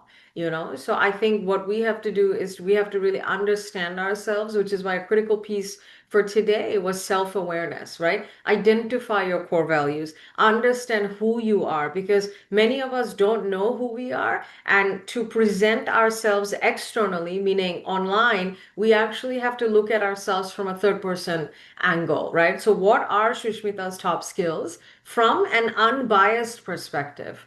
Right. And so if you want to get some help doing that, just put your resume into ChatGPT and say, what are Shushmita's top skills? And I have gotten a lot of help doing that, and they provide a very unbiased answer for that. Thank you for that. And we have our next questions from Toastmaster Terminal. If someone visits my profile, what should they immediately understand about me? Yeah, it's a good question. Meena, if somebody visits your profile, they should understand, number one, what your top skills are, right? What you are proficient in, right? And ultimately, what your goal is. What are you sharing, right? Are you sharing knowledge to help people? Are you trying to teach people? Like, what are you doing? Right? So, Meena, I think they should go to your profile. They should figure out what your top skills are, right? And again, you can use ChatGPT to help you figure out what those skills are. And then also, I think that they should, understand your purpose, right? I'm a big fan of the idea of teaching. I think everybody's purpose should be teaching something. teaching engineering, teaching, I don't know, law, whatever, teaching something, right? I think that is a great purpose. But if you don't like that purpose, then I would encourage you to figure out what is, somebody going to figure out, what you're doing on the platform. What are you trying to do? So I hope that helps. And please follow me on LinkedIn. Message me, Speaker Shinjini on all platforms. I can answer your personal branding questions one-on-one afterwards. We can take one more question. Sure. Like you said, like 2 posts per week, right? But sometimes it happens like I'm not able to do so. So if I am away for some time, do I need to start? Because consistency is the key. A lot of time they say. Yes. But sometimes if I am away from that, we have to restart it, or like my followers will still be there with me. I am not that much LinkedIn person. Totally. Try to put it into your calendar, which is what I do. We're all busy, we're all traveling, we're all doing a lot of things. So I think it is difficult for everybody. But if you just put a note into your calendar and say that, Monday morning, Wednesday morning, I have to make a post, that actually helps me a lot because consistency does matter. And if you disappear for months on end, you will be starting from the beginning, just as a weight loss journey or any kind of fitness journey. If any of you have started, if you start and stop and start and stop, you will be starting from zero. So that is unfortunately the truth. Yeah, sorry. Yeah, no, got it. So how long it takes, say, generally, like to build up that brand? If I'm consistent, my next question would be. Yeah, honestly, I think you should start seeing very strong results in 3 months. If you are able to post twice a week for 3 months, I think that is very possible. I think 6 months it'll be fantastic growth, and I think 1 year will be a real transformation, right? Now, this is posting, twice a week. This is making sure that you are responding to all comments, right? This is actually also adding connections. LinkedIn allows you to have 30,000 first degree connections, right? And so adding people to your platform, to your community that you are trying to connect to, whether that's your alumni community from your school, college, your Toastmasters community, whatever, right? So that has helped me a lot as well. So getting that number up to at least 500 connections, 1,000 connections, that's how you build your brand, because ultimately you do need a little bit of a volume as well, right? You can't build a brand with 2 people also, right? So Thank you so much, Sinjini, for being here with us. Can we have big round of applause for this go-getter? Please show that buoyant energy once again. Thank you so much. Thank you. Now, ladies and gentlemen, it's time for that final showdown.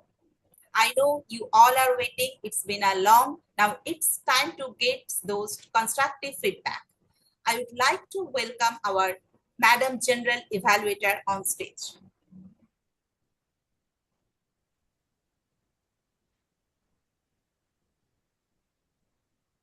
I believe that is me, correct? Correct. Toastmaster Lisa, yeah. Boy, I was listening to your keynote, so hang on. I do have, okay. There's an order here I am supposed to follow. So let me get that order correct. I believe now, as general evaluator, I am supposed to be calling on all the people that had a role and have them fulfill that role. So I believe the first role I am supposed to call on would be the timer. Is that correct? Yes, but before that, you need to call that evaluator 1 and 2 and table topic evaluators also. Okay, evaluator. Okay, evaluator 1 was, the speaker was Hannah. So it's DTM Sorba that is supposed to be given an Distinguished evaluation. Toastmaster Saurabh Theory. Distinguished Toastmaster Saurabh Theory. Distinguished, yes, thank you. Thank you so much, General Evaluator, the World Champion of Public Speaking 2024, Louisa. There can't be a better day in my life to work with you in a meeting like this. Once again, good evening, good afternoon, good morning to fellow Toastmasters and friends present in this meeting, and a very special good morning or good evening to my aligned speaker, distinguished Toastmaster Hannah.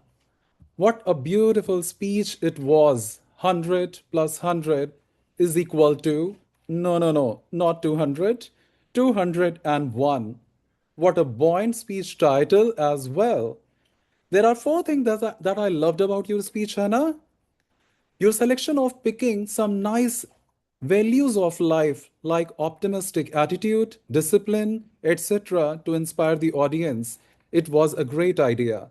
Second, very effectively, you used pauses to break the sentences and to allow the audience members to soak the message. Your rate of speech was amazing.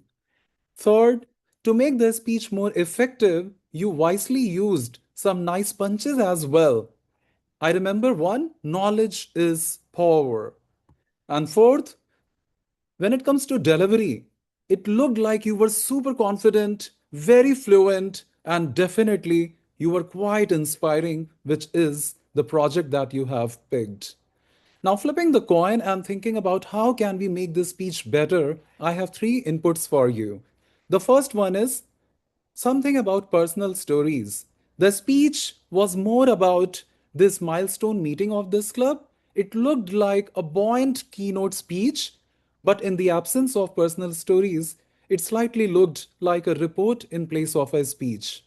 I believe you could have told a story from your own life talking about optimistic attitude or discipline, and then you could have connected the story with these life values. With your personal stories, it would have been easy for the audience to understand how to apply these skills in real life. Second, the speech title 100 plus 100 is equal to 201. It was a great title. However, I was thinking how to connect this magical mathematical formula evolving through the speech or through the content of the speech. I could not find that strong connect. Solution that I can suggest, you might try to find two excellent stories of someone's life, call them 100% each, combine them and show the benefits which are more than 200, and then you can say 100 plus 100 is not 200 but 201. Third thing, as per the project objectives, it was supposed to be, or the speaker was supposed to be aware of audience response and adapt the speech as needed. I believe this part was missing. The solution is you might reduce your speech content by 10 to 20%. Use that time to take some pauses, look at audience reaction, and make necessary changes on the fly while delivering the speech and try to meet the project objectives. So, in total, excellent idea of picking nice life values, very nice usage of pauses, nice punches, and very confident and fluent delivery. If you work on personal stories, justify the speech title with the content of the speech, and if you would be more aware of audience response, you will do fantastic in your future speeches. All the very best. Would love to listen to you again. Thank you so much. Back to the general evaluator.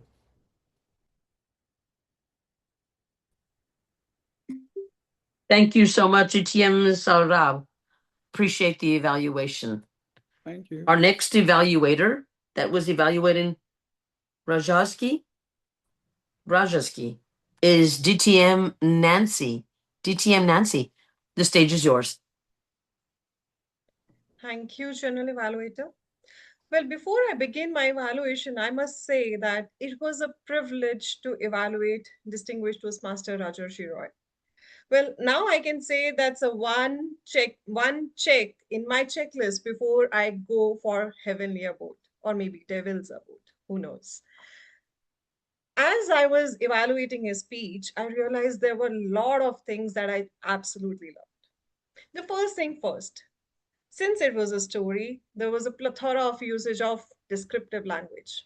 Whether he was talking about the golden boy, that grandmaster of good behavior, or he was introducing another character, Miss Chini Chatterjee, I think we all could relate to both the characters. Career progression for a conflict, that too for Indian audience, I think we all could relate. I personally could relate to the topic as well. Arts or science? Well, we all want to have that decision for ourselves. Your speech was a grammarian's delight, if I must say. You had, again, an umpteen number of rhetorical devices that you used. To name a few, fishing line kept moving, a metaphor, a walk in the park, idiom, wordplay, your network is your net worth, a pun in Sultan of Obey Master, Shakespearean sonnet, alliteration, I want to be buoyant, I want to be happy, I want to celebrate, anaphora, repetition, parallelism, rule of three. These were a few of the devices I could identify, and there were many, many more. These were the things that I absolutely loved. On top of that, for a storytelling narration, what we need is a very nice and slow pace. You maintain that throughout. Not just the pace, but the enunciation of each and every word. I could easily understand what you were saying. Now, I would like to share a few things that I felt were missing in the story. We had conflict, we had characters, we had context. I felt, in conclusion, instead of the closure, what we received was a cliffhanger. What's going to happen next? What did he choose? How did he implement "that's like my son" attitude? And how is he going to make his decision? So that's where I felt that I need to elaborate a little bit more on a speech versus a story part.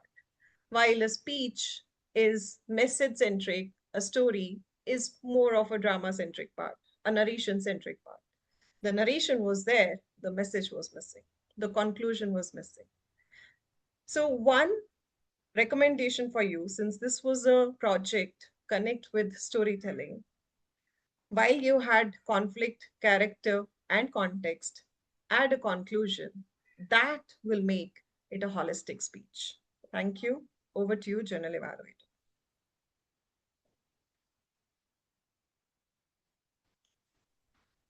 Thank you so much for that evaluation. Great job. My next duty is to announce or ask the timer for the timer's report. Is that correct? We have table topic evaluator also. My goodness, table topic evaluator. One moment. Toastmaster Irfan Farooq.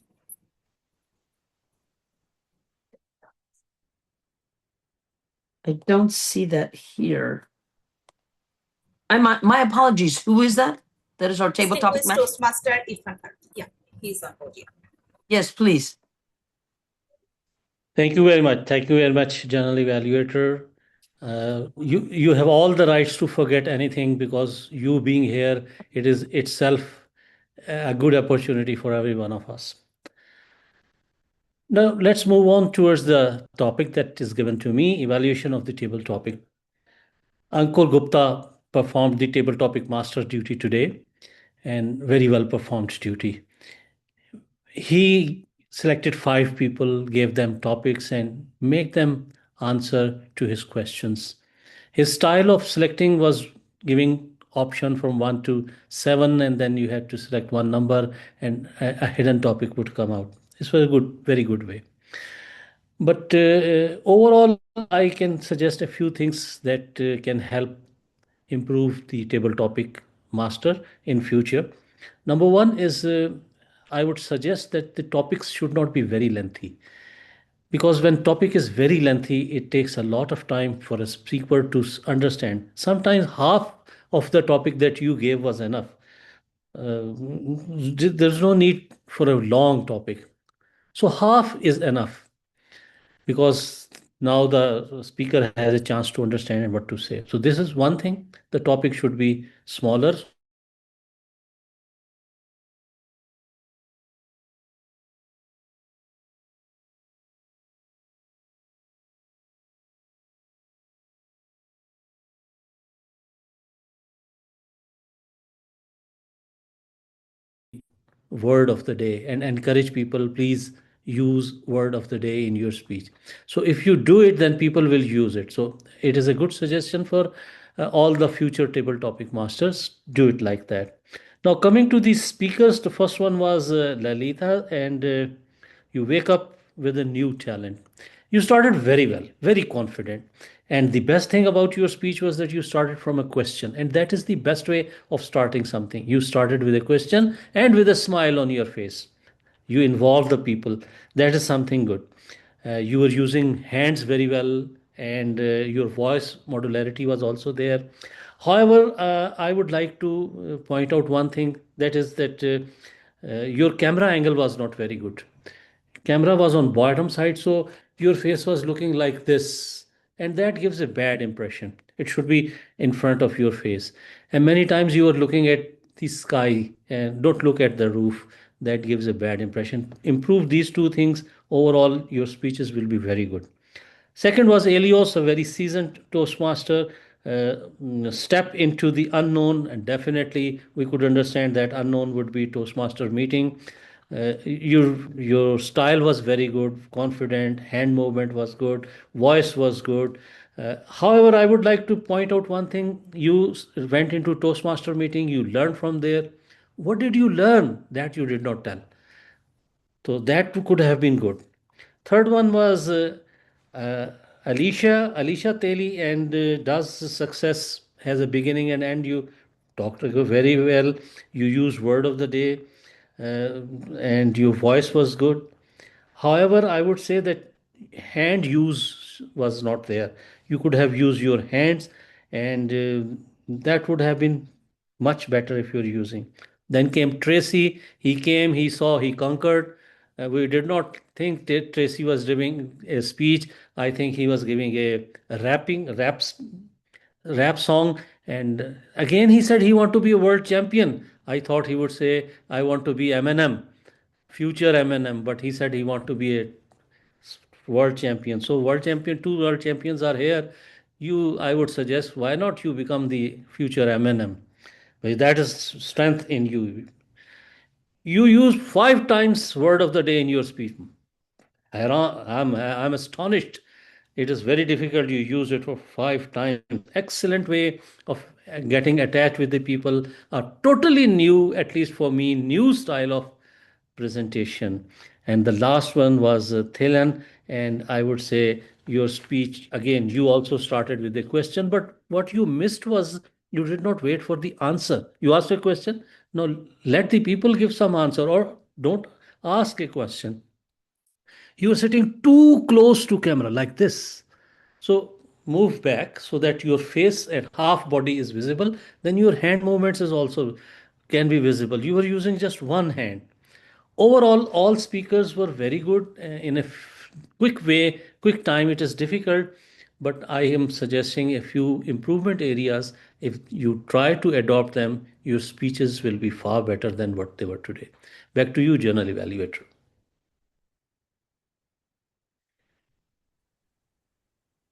Thank you so much, Irfan. Now I believe I am supposed to call for the timers report. Yes.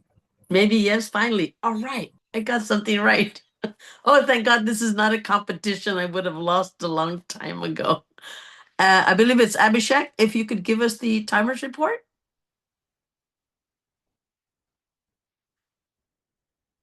So, okay, I have not changed my background, so apologies for that one.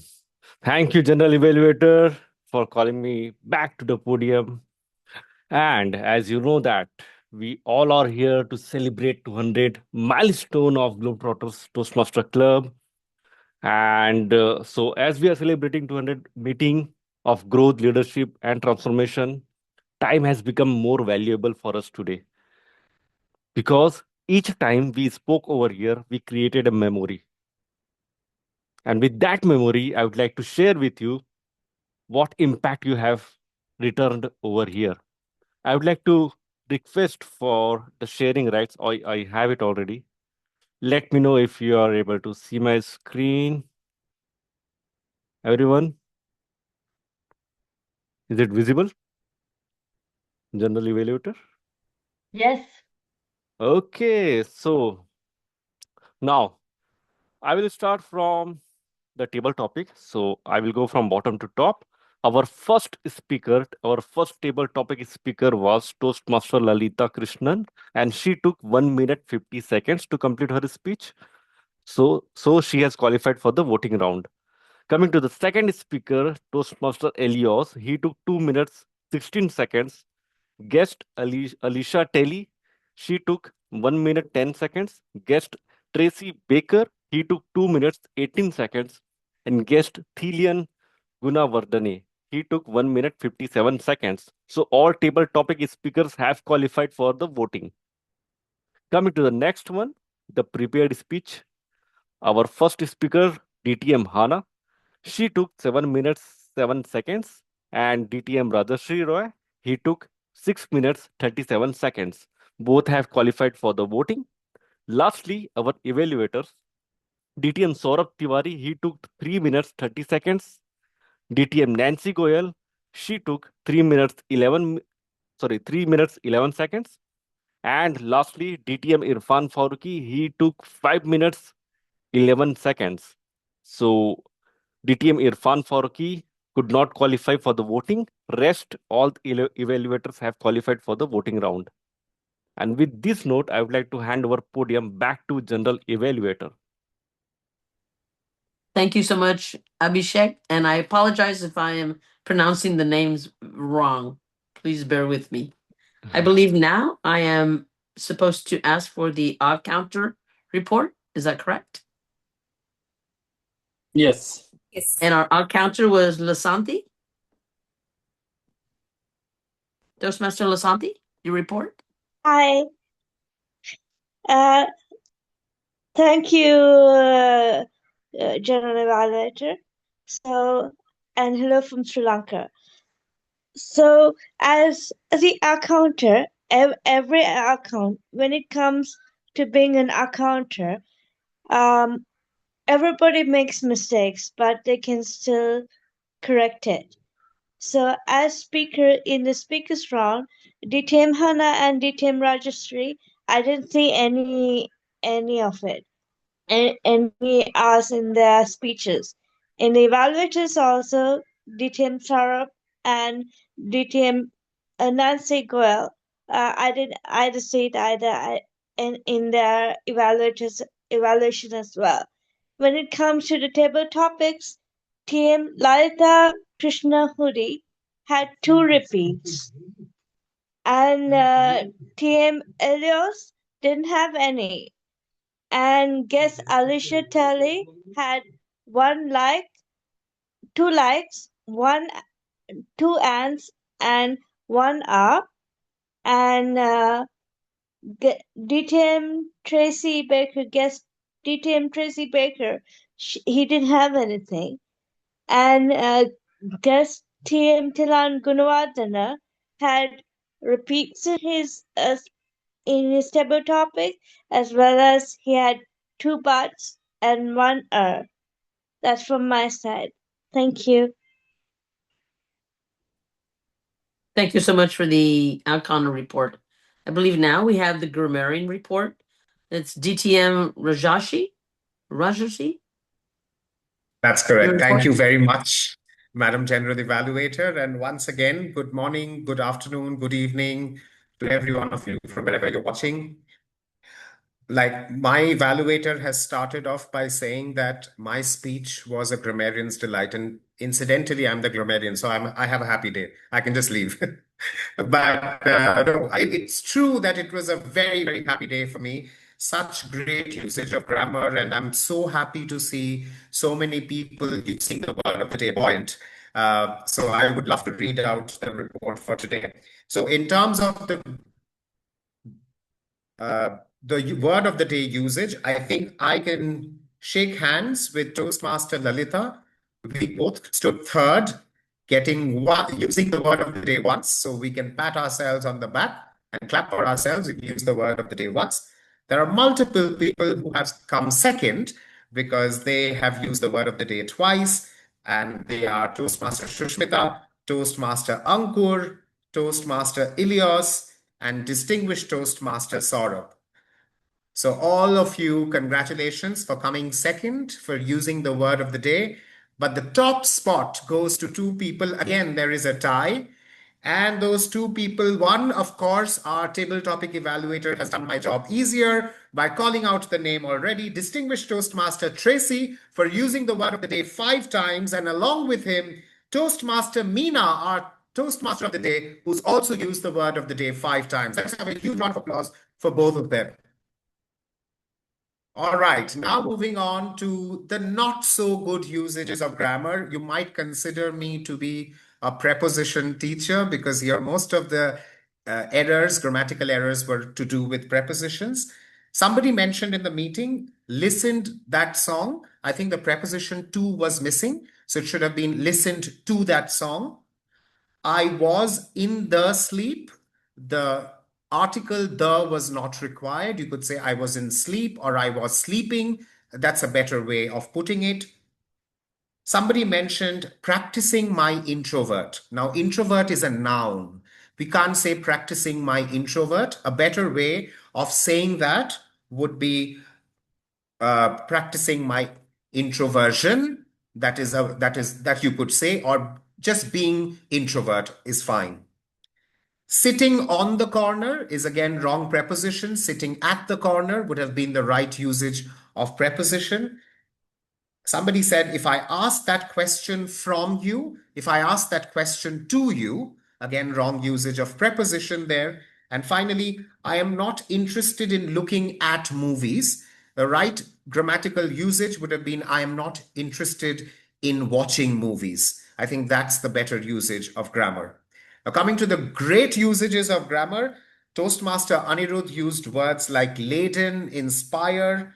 Distinguished Toastmaster Hannah, you were truly a grammarian's delight because you had words like pursuit of harmony, resilience, collaboration, connotation, solution focused, persist, many more of them. Toastmaster Ankur has used best speeches are not prepared, they are discovered. I loved that line. I'm going to use it somewhere for sure. Transform hesitation to confidence, cheerful, powerful, and impactful. Our guest, Alicia Telly, she used sky is the limit, carpe diem, success has no boundaries. Distinguished Toastmaster Tracy, again, a grammarian's delight. He said, buoyant but not boring, be on the ground like a broken winged bird, eyes lit up, powerful beam of light. Such beautiful phrases he's used in his table topic speech. And finally, to Thilan, who has used overcome the barriers and be the best version. After all, we in Toastmasters are all trying to be the best version of ourselves. That completes the grammarian's report. Hope I could add a little bit of grammar in today's meeting. Back to you, Madam General Evaluator. Thank you so much, grammarian. Excellent report. Loved it. Our next report will come from our active listener, Ipsida.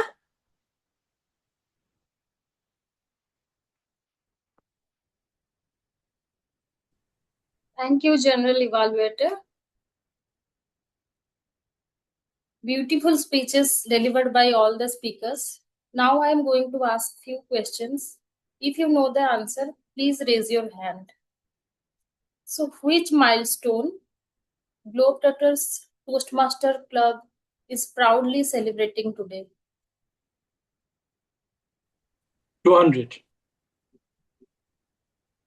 Okay, that is the correct answer. So my second question is, DTM Rajashi wanted to pursue which career path? Journalism. Anyone? Yes, that is the correct answer. And my third question is,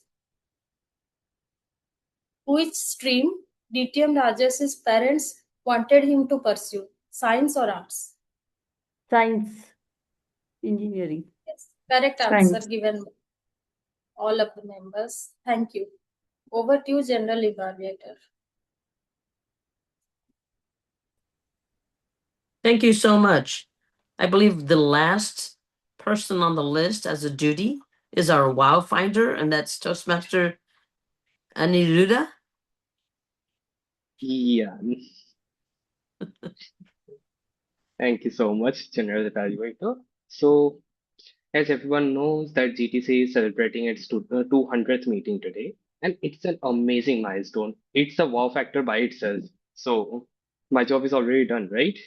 Well, still, that was such an amazing meeting, and there were so many amazing moments, so many inspiring moments. So it is very difficult for me to pinpoint, or maybe a few of them, right? But still, I tried to do my best. I hope that I could do some justice to the wonderful speakers and the wonderful keynote speakers and the guests that have come up on the stage today, and they have delivered amazing, amazing speeches.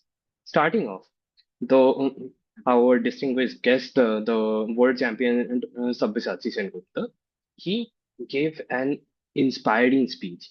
He was talking. He taught us how can we become better versions of ourselves, and how can we become better speakers. We can learn how to give better speeches and write them properly. He was also mentioning something about power of detachment, where he mentioned that you cannot do anything about what the others think. All you can do is do whatever you can do and enjoy the moment by itself. So that is something that I could totally relate to, and I hope to incorporate that in my not only my speeches but also in my daily life. That is one. And of course, there was such an amazing speech by Dr.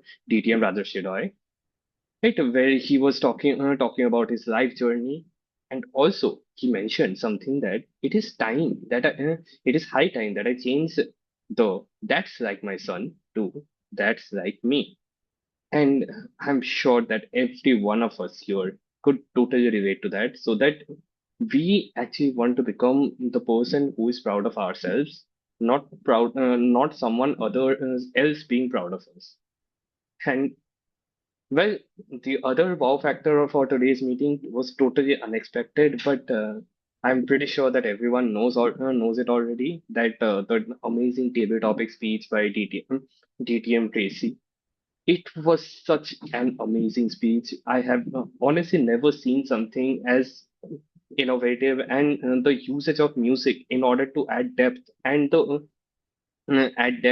well as the impact in the speech in something like a table topics where the time is so limited. That is something so innovative and inspiring at the same time. So that is my two bits about the inspiring speeches or the wow moments that I could find out. And I hope that everyone would agree with me. And that's it from my side. Over to you, General Evaluator. Thank you so much, Mr. Wow Factor. I appreciate that. Being that we are in different time zones, could the timer please let me know how much time I have left for the general evaluator report? I do not want to go over time.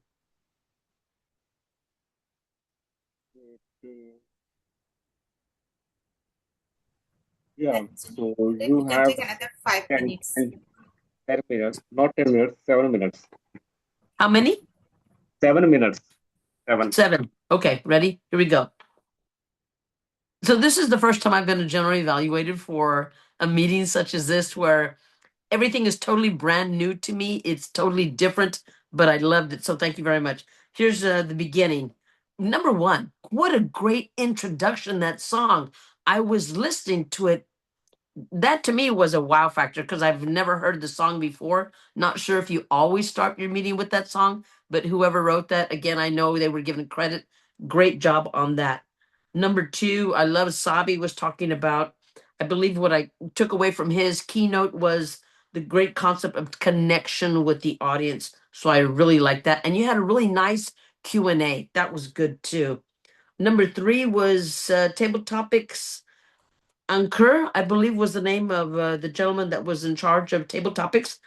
I like the fact that he asked first, who would like to participate? Raise your hand. You had so many people participating in this meeting, so it was really good to be able to see who was going to want to participate up front. Great idea. Number four, my wow factor, which I believe the gentleman talked about, was Tracy Baker, a guest. I think if I ever get married or have a party, I'm just going to invite him to come and play all the music because I was listening to every single song and that was so innovative and creative. I really liked it. Not sure if he does that at all the Toastmaster meetings, but I think I'm going to invite him as a guest to my next Toastmaster meeting. The timer did an excellent job on the explanation and on the words on the screen, on the colors. I really liked it. Let's talk about some things that I think maybe I either didn't understand or there could be room for improvement. And I like to say room for improvement instead of we did this wrong or you did this wrong. Nobody does anything wrong because we're already doing something. The fact is, can we get better at it? Is there room for improvement? So, number one, the order of duties.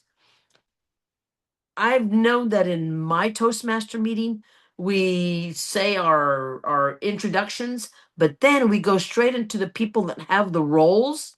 That way, the grammarian can be introducing the word of the day in the beginning, so more people are able to try to use the word of the day, and it gives the grammarian a much bigger role because they're having to listen to everybody. I believe these duties were introduced after the keynote speaker. My personal opinion, I think it would have been good for the introduction of the speaker of the roles to be at the beginning. That's just me. These are just suggestions. You don't have to listen to me, okay? My mother didn't, so there you go. Here we go. Number two, the grammarian speaker. Why are we sharing duties? Yes, grammar. Oh, okay. So number two was, I believe there was a gentleman giving a speech, and he was also the grammarian. I'm not sure why he had two roles. Usually, if you have more than 10 people attending the meeting, you were able to have somebody else be a grammarian and have a speaker be a speaker. I believe the gentleman's name was Rajashi. I believe he gave a speech and he was grammarian. Maybe divide up the roles because I know when I give a speech, I don't want to have to worry about anything else but giving the speech. So if you're able to give that duty to someone else and have them earn credit on their pathways, we might look into that. Also, I believe since he did give the speech, I think he was having internet connection problems or audio problems. Both times or the times that he spoke, I had problems listening to it or hearing it completely. So maybe you can check with all the people that are going to have speaking roles or the speakers and have a little test before the meeting on the audio. I wanted to hear everything he said and it was a little difficult. Number three is whoever's in charge of actually the meeting. I know there's maybe one or two people that can control everything. There was a few times when people would forget to mute themselves.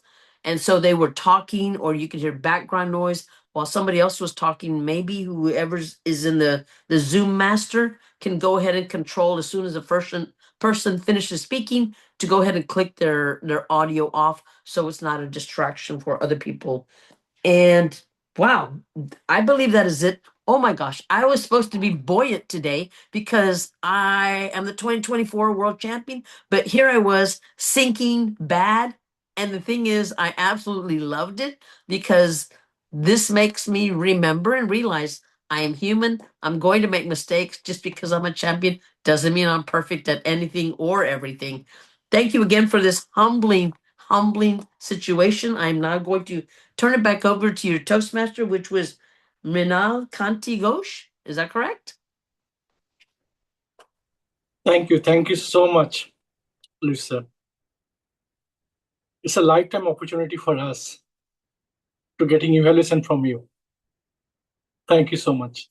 So before that, it's time to hand over the podium to our two amazing Toastmaster of the day, Toastmaster Susmita and Toastmaster Meena. You both doing a great job today. It's totally fabulous. Thank you, Madam General Evaluator Luisa MONTALVO. Once again, what buoyant energy you have. We loved that. Your face, your smile, it's doubling all the energy. Before we end this up, I just can't refrain myself from asking this question. How is your life in 2026 after you win that trophy? It's been more than 1 year, right? How is life now? I'm going to tell you really quickly that I was prepared to lose. I was not prepared to win in 2024. So the first thing I had to do was I had to go out, and of course you can't see it. Here it is. It's my calendar. I had to go out because everybody was calling me. Can you do a Zoom? Can you do a podcast? Can you come to the district? Can you travel? Can you? And I said, yes, yes, yes, yes, yes. And sometimes the meetings were at 3 in the morning for me, but that didn't matter because this has been my dream. When 2025 came around, I thought, oh my gosh, okay, we're going to have a new contest, a new world champion. Thank you. I'm going to be able to take a break. No, no. There's still people calling. There's still people asking. And I remember my father telling my mother, anytime our children ask you to go to one of their events, you need to go because eventually they're going to stop inviting you because you won't be that important in their world. So I am still saying yes to everything. I am still getting invited everywhere. And again, I absolutely love it because just so you know, this has been my dream since I was about 10 years old. So thank you for being a part of my dream and thank you for inviting me and remembering me. Ask me back and I'll come back and I hope to do a better job next time. But thank you. Thank you so much. So, Toastmaster Mina, do you have anything to ask? It's been a privilege watching World Championships of Public Speaking in the stage. It's been an absolute privilege, and I would like to recall this and have it as a memory. Thank you so much, Luisa, and back to our presiding officer, Toastmaster Mrinal Kanti Ghosh.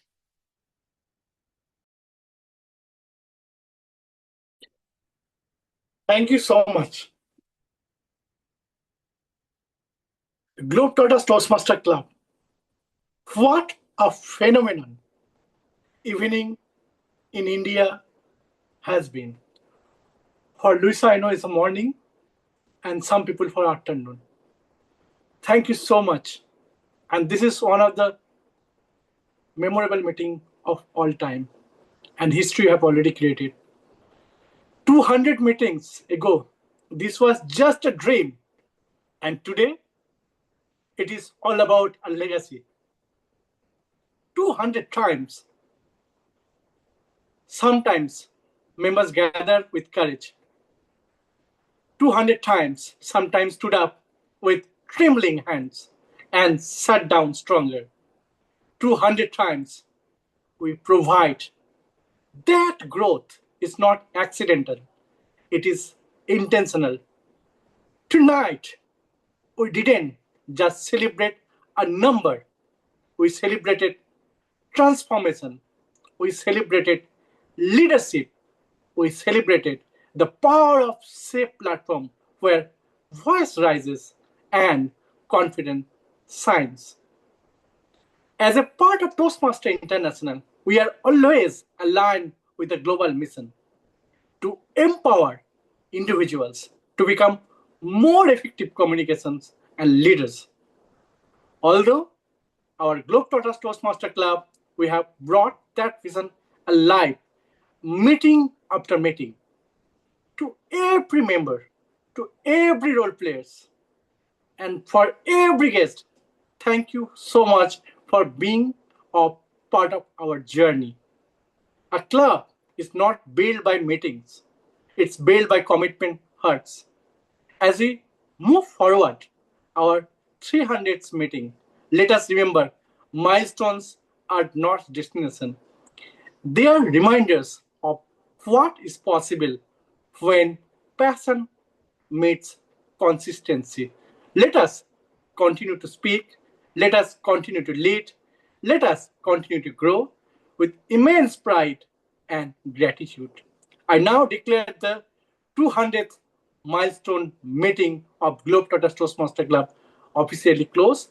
And prior to that, it's time to announce today winners. Best speaker. Any guesses for today's meeting? None other than DTM Rajushree Roy, our best speaker for today's meeting. Any guesses for best evaluator? Any guesses? Anyone can unmute and say. We should speak up. Yes, today our best evaluator none other than DTM Saurabh Tiwari. Please clap for him. And next, not the least, any guesses for best table topic speaker? Any guesses for best table topic speaker?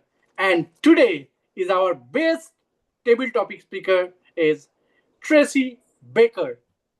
DTM Tracy Baker. I heartiest congratulations to everyone. I urge you everyone, please unmute yourself and celebrate the innovations. I urge you, if possible, to please once again play the theme song of our Globetrotters Toastmasters Club. And prior to that, I know it's almost 2 hours and it's quite a lengthy hour for all of us. And I must congratulate DTM LUSIA for your amazing time, your valuable time.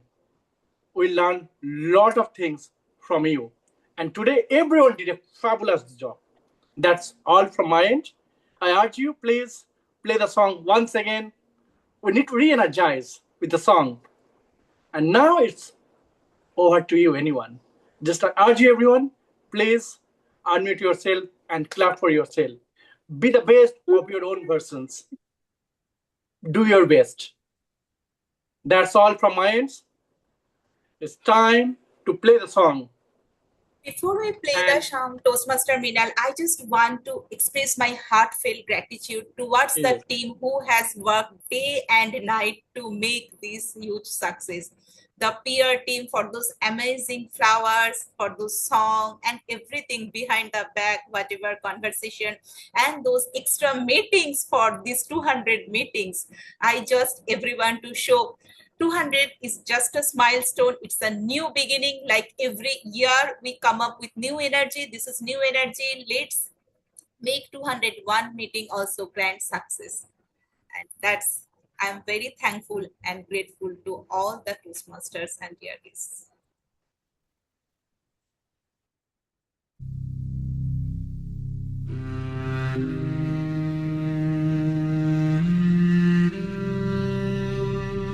"200 meetings ago, a gavel struck a room full of strangers from across the country. A silence, waiting to be broken.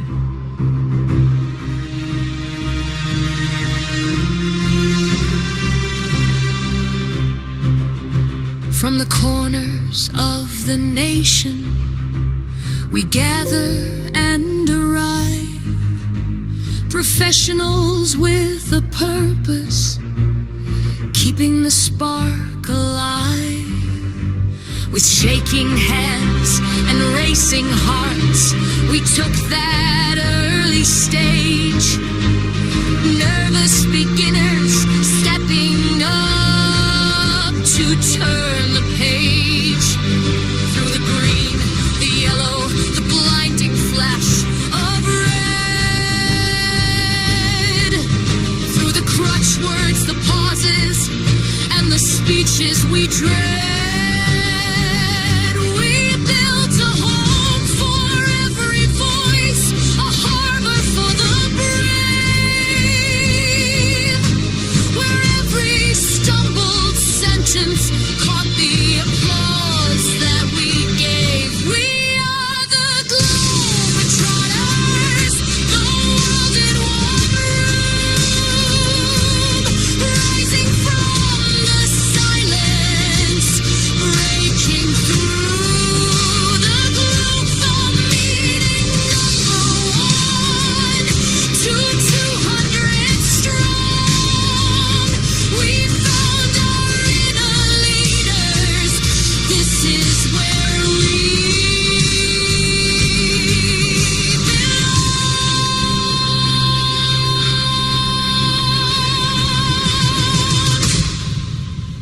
The ledger of our journey is balanced with our pride, welcoming new faces with our doors open wide. From every single background, from every different coast.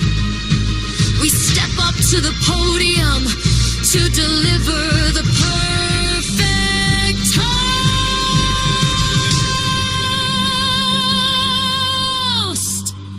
200 times we gathered, 200 times we grew from the ashes of our doubts.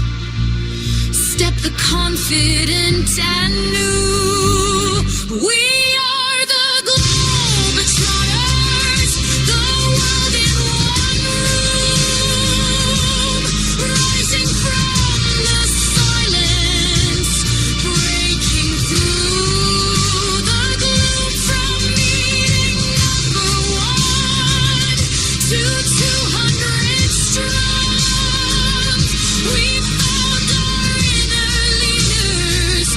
This is where we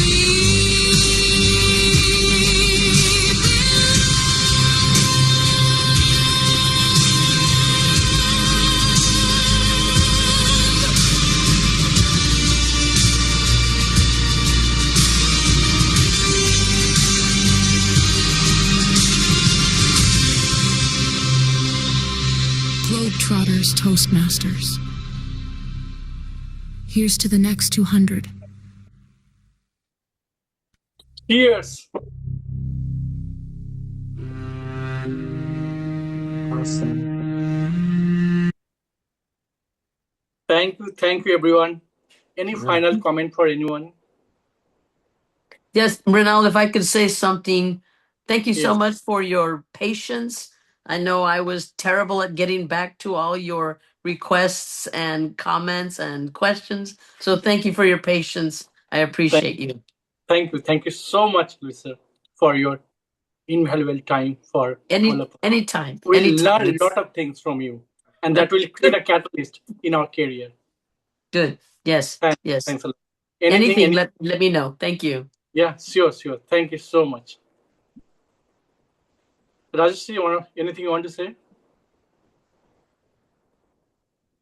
I think Traka just mentioned that, is anyone else getting teary-eyed? I'm crying, and I think I am, because I have been with this club from its demo meeting, from the time the club was being planned, and today the club is completing 200 meetings milestone. I think it's like a proud moment, like a father seeing his children grow up. I think I really feel overwhelmed. I feel happy. I feel buoyant, of course, and I couldn't have asked for more, to have Louisa and SABYASACHI in the same room, and all such wonderful people. Such a wonderful meeting it was. I'm going to remember it for days, weeks, months, years to come. Thank you very much, Mrinal, for this gift. Thank you. Thank you. Anything you want to speak? Steve Martin, Lisa Thompson, please unmute yourself.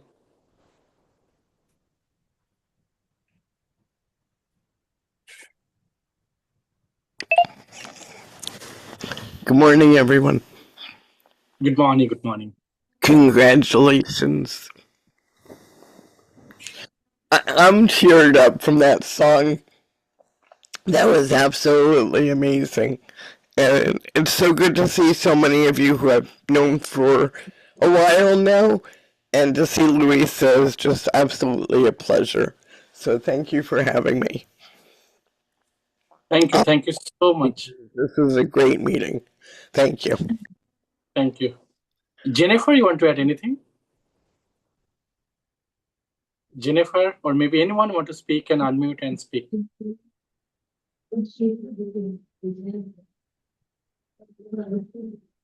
Saurabh, anything you want to speak? Hi, Mrinal. I hope I am audible. Yes, you are audible. Okay, so most of my words are already spoken by distinguished Toastmaster Rajeshri Roy. Once again, I would like to take an opportunity, one, to congratulate you and your club for achieving this huge milestone, and not only achieving the milestone, you have organized such an amazing meeting it didn't look like an event of a club. To me, it looked like a international convention happening in an online way where I got to see so many people, so many amazing people from different part of the world, including celebrities like Luisa and Sabyasachi and so many other people from different clubs, different districts, different countries. That's a fantastic job, and I would like to appreciate you for that. Not only that, the entire event was well executed. I loved every single speech, all the role players, every evaluation, and it was thoroughly amazing, wonderful, and very well organized. Once again, congratulations on 200 and wish you Thank you. 2000 more successful milestones. Over to you. Thank you. I urge you one person who is always beyond the camera, but he did a fabulous job. I urge you once again, Toastmaster Paramjit, please come on the podium and share your view. You did a fabulous job. You are such an hardworking person. And you, because whatever, Toastmaster Paramjit, over to you.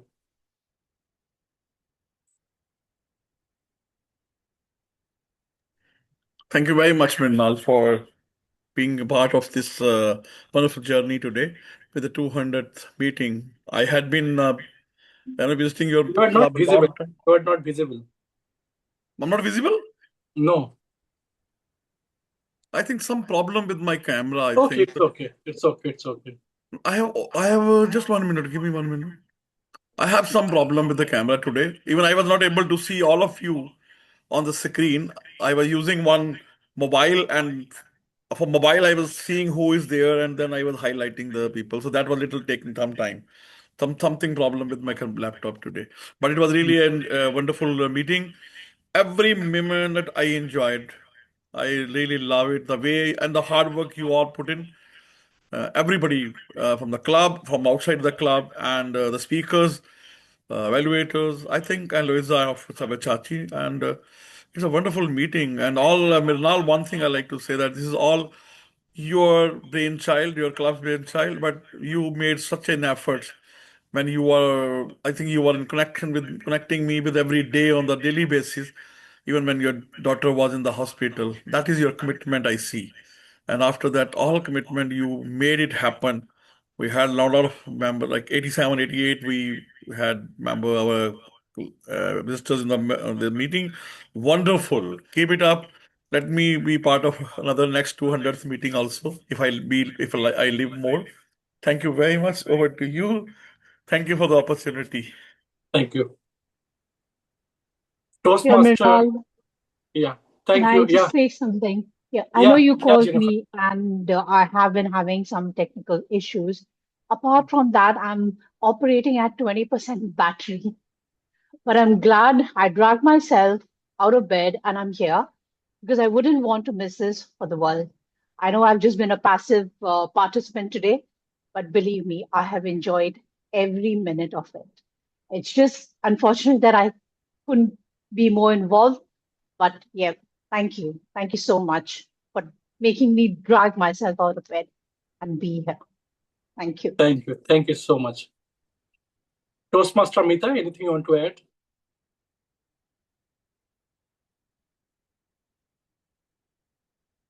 Toastmaster Irfan, DTM Irfan's distinguished Irfan, anything you want to add? I must appreciate the effort that you people have put in to make this event successful. 80 people were, more than 80 people were attending the meeting. It reminds me of Braham Memon, and I thought I am attending Braham Memon's program. There we see 80, 90 people. And I thank you that because of you, I got the opportunity to see Luisia today. For us, she is a legend, and Yes, it is truly. great that we were able to hear from her, see her so close, and I appreciate that she gave so much time as a journal evaluator. I think I would appreciate her as well. Overall, very well managed activity, a very well organized activity, so many people, so many guests. I was very happy. You see, it was a very difficult time today for me, but I joined at 7:31, and still my children are coming in and seeing me. But I say, no, let the meeting finish, and I want to remain here till the end. Thank you very much. Keep it up, and I hope I would be able to attend your 300th meeting. I won't say like Pramjeet if I live or not, because if I lived, I will. But I will. I hope I will be able to attend your 300 and 400th meeting as well. Thank you very Together much. we'll learn and together we'll go and together we'll celebrate. Thank you. Yes. Thank you. Anyone want to say anything? Final 1 minute. And certificate, we have certificate for all the participants, all the role players, and for all the guest speaker. So it's shared with everyone with individually. We don't want to take any time over here. It's already, I think we already spent almost near about 3 hours. We don't want that. So any final word from anyone? We need to close the meeting in another 1 minute. Yeah. Yeah, we say. First of all, I would like to call out Toastmaster Meenal. You are the mitochondria of our club. If somebody has forgotten mitochondria in biology, it's the powerhouse of the cell. And similar to that one, Toastmaster Meenal, you have done a spectacular job today. Not only you, all the team members basically, but especially you, Toastmaster Meenal, because you had some personal issues as well going on. Even though you are able to attend this meeting with full of energy, enthusiasm, that shows the dedication you put and the effort you are putting up to achieve, to make this club and take this club to the next level. And talking about today's experience, it was overwhelming, really. I have never seen so many DTMs in one space, in one platform, and today you have given us all the opportunity to learn and to get inspired from all of these speakers. Thank you for having me here in the club. Thank you. It's our pleasure. Finally, I just want to invite one guest, Aniel Guerra. Aniel Guerra, if possible, we want to show your picture also, video also, because a person who has been target for constantly 37 years, if I'm not wrong, such a dedicated person I ever met in our journey, and he is one of them, and he is already a real hero in our industry. He did a fabulous job. Kudos to you. Anything from you, Aniel? Hey, Meenal, it's a wonderful meeting. It's a surprise for me, and you invited me. I am really obliged. And what a wonderful meeting. And I think full of energy. Everything was full of energy. I was not hoping. I was not preparing also, only listening. It's a wonderful time. Thanks. I will say the wonderful, thank you very much for inviting me for this meeting. And future also, I want to be the part and participant of this meeting. And I will get some benefit. I know I'm a salesman. I'm not speaker. But I want to become a speaker. You understand my achievement also. Thank you very much for acknowledging this historical achievement. Thank you, Meenal. Thank you, your full team. Thank you. Thank you. Thank you. Thank you, everyone. Thank you. Bye, everyone. Bye. Good night. Once again, Thank you. Our song is Bye with our songs once again. Yeah, very good. Please play the song once again, and bye-bye to everyone. Bye-bye. And enjoy your rest of the days. Give me 1 minute to start. Huh? Yeah, sure. Toastmaster Manoj, would you like to share anything meantime?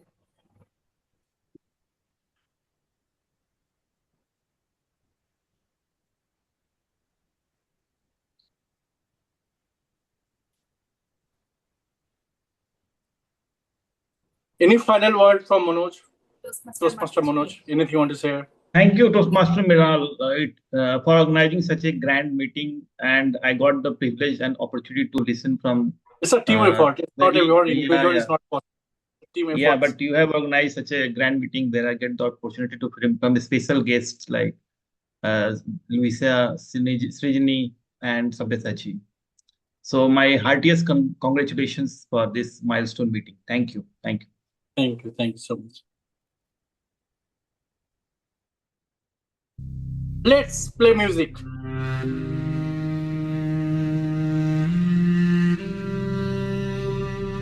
"200 meetings ago, a gavel struck a room full of strangers from across the country. A silence. waiting to be broken.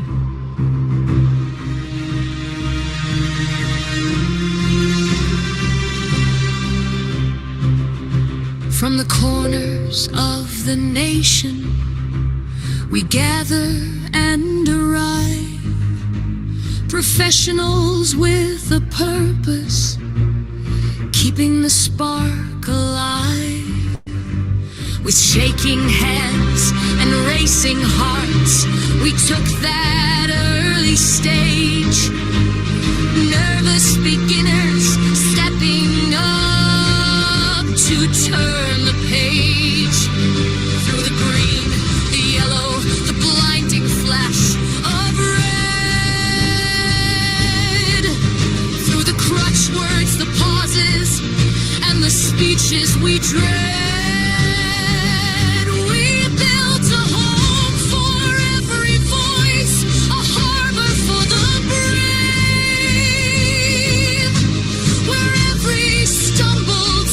Caught the applause that we gave. We are the Globetrotters, the world in one room, rising from the silence, breaking through the gloom from meeting number 1 to 200 strong. We found our inner leaders.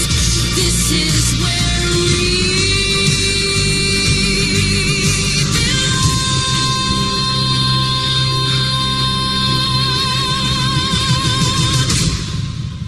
The ledger of our journey is balanced with our pride, welcoming new faces with our doors open wide.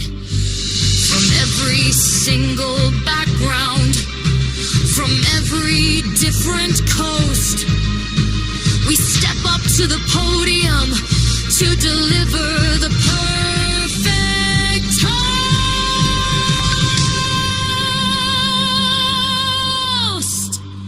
200 times we gathered, 200 times we grew. From the ashes of our doubts, step the confident and new. We are the Globetrotters, the world in one room, rising from the silence, breaking through the gloom from meeting number 1 to 200 strong. We found our inner leaders. This is where we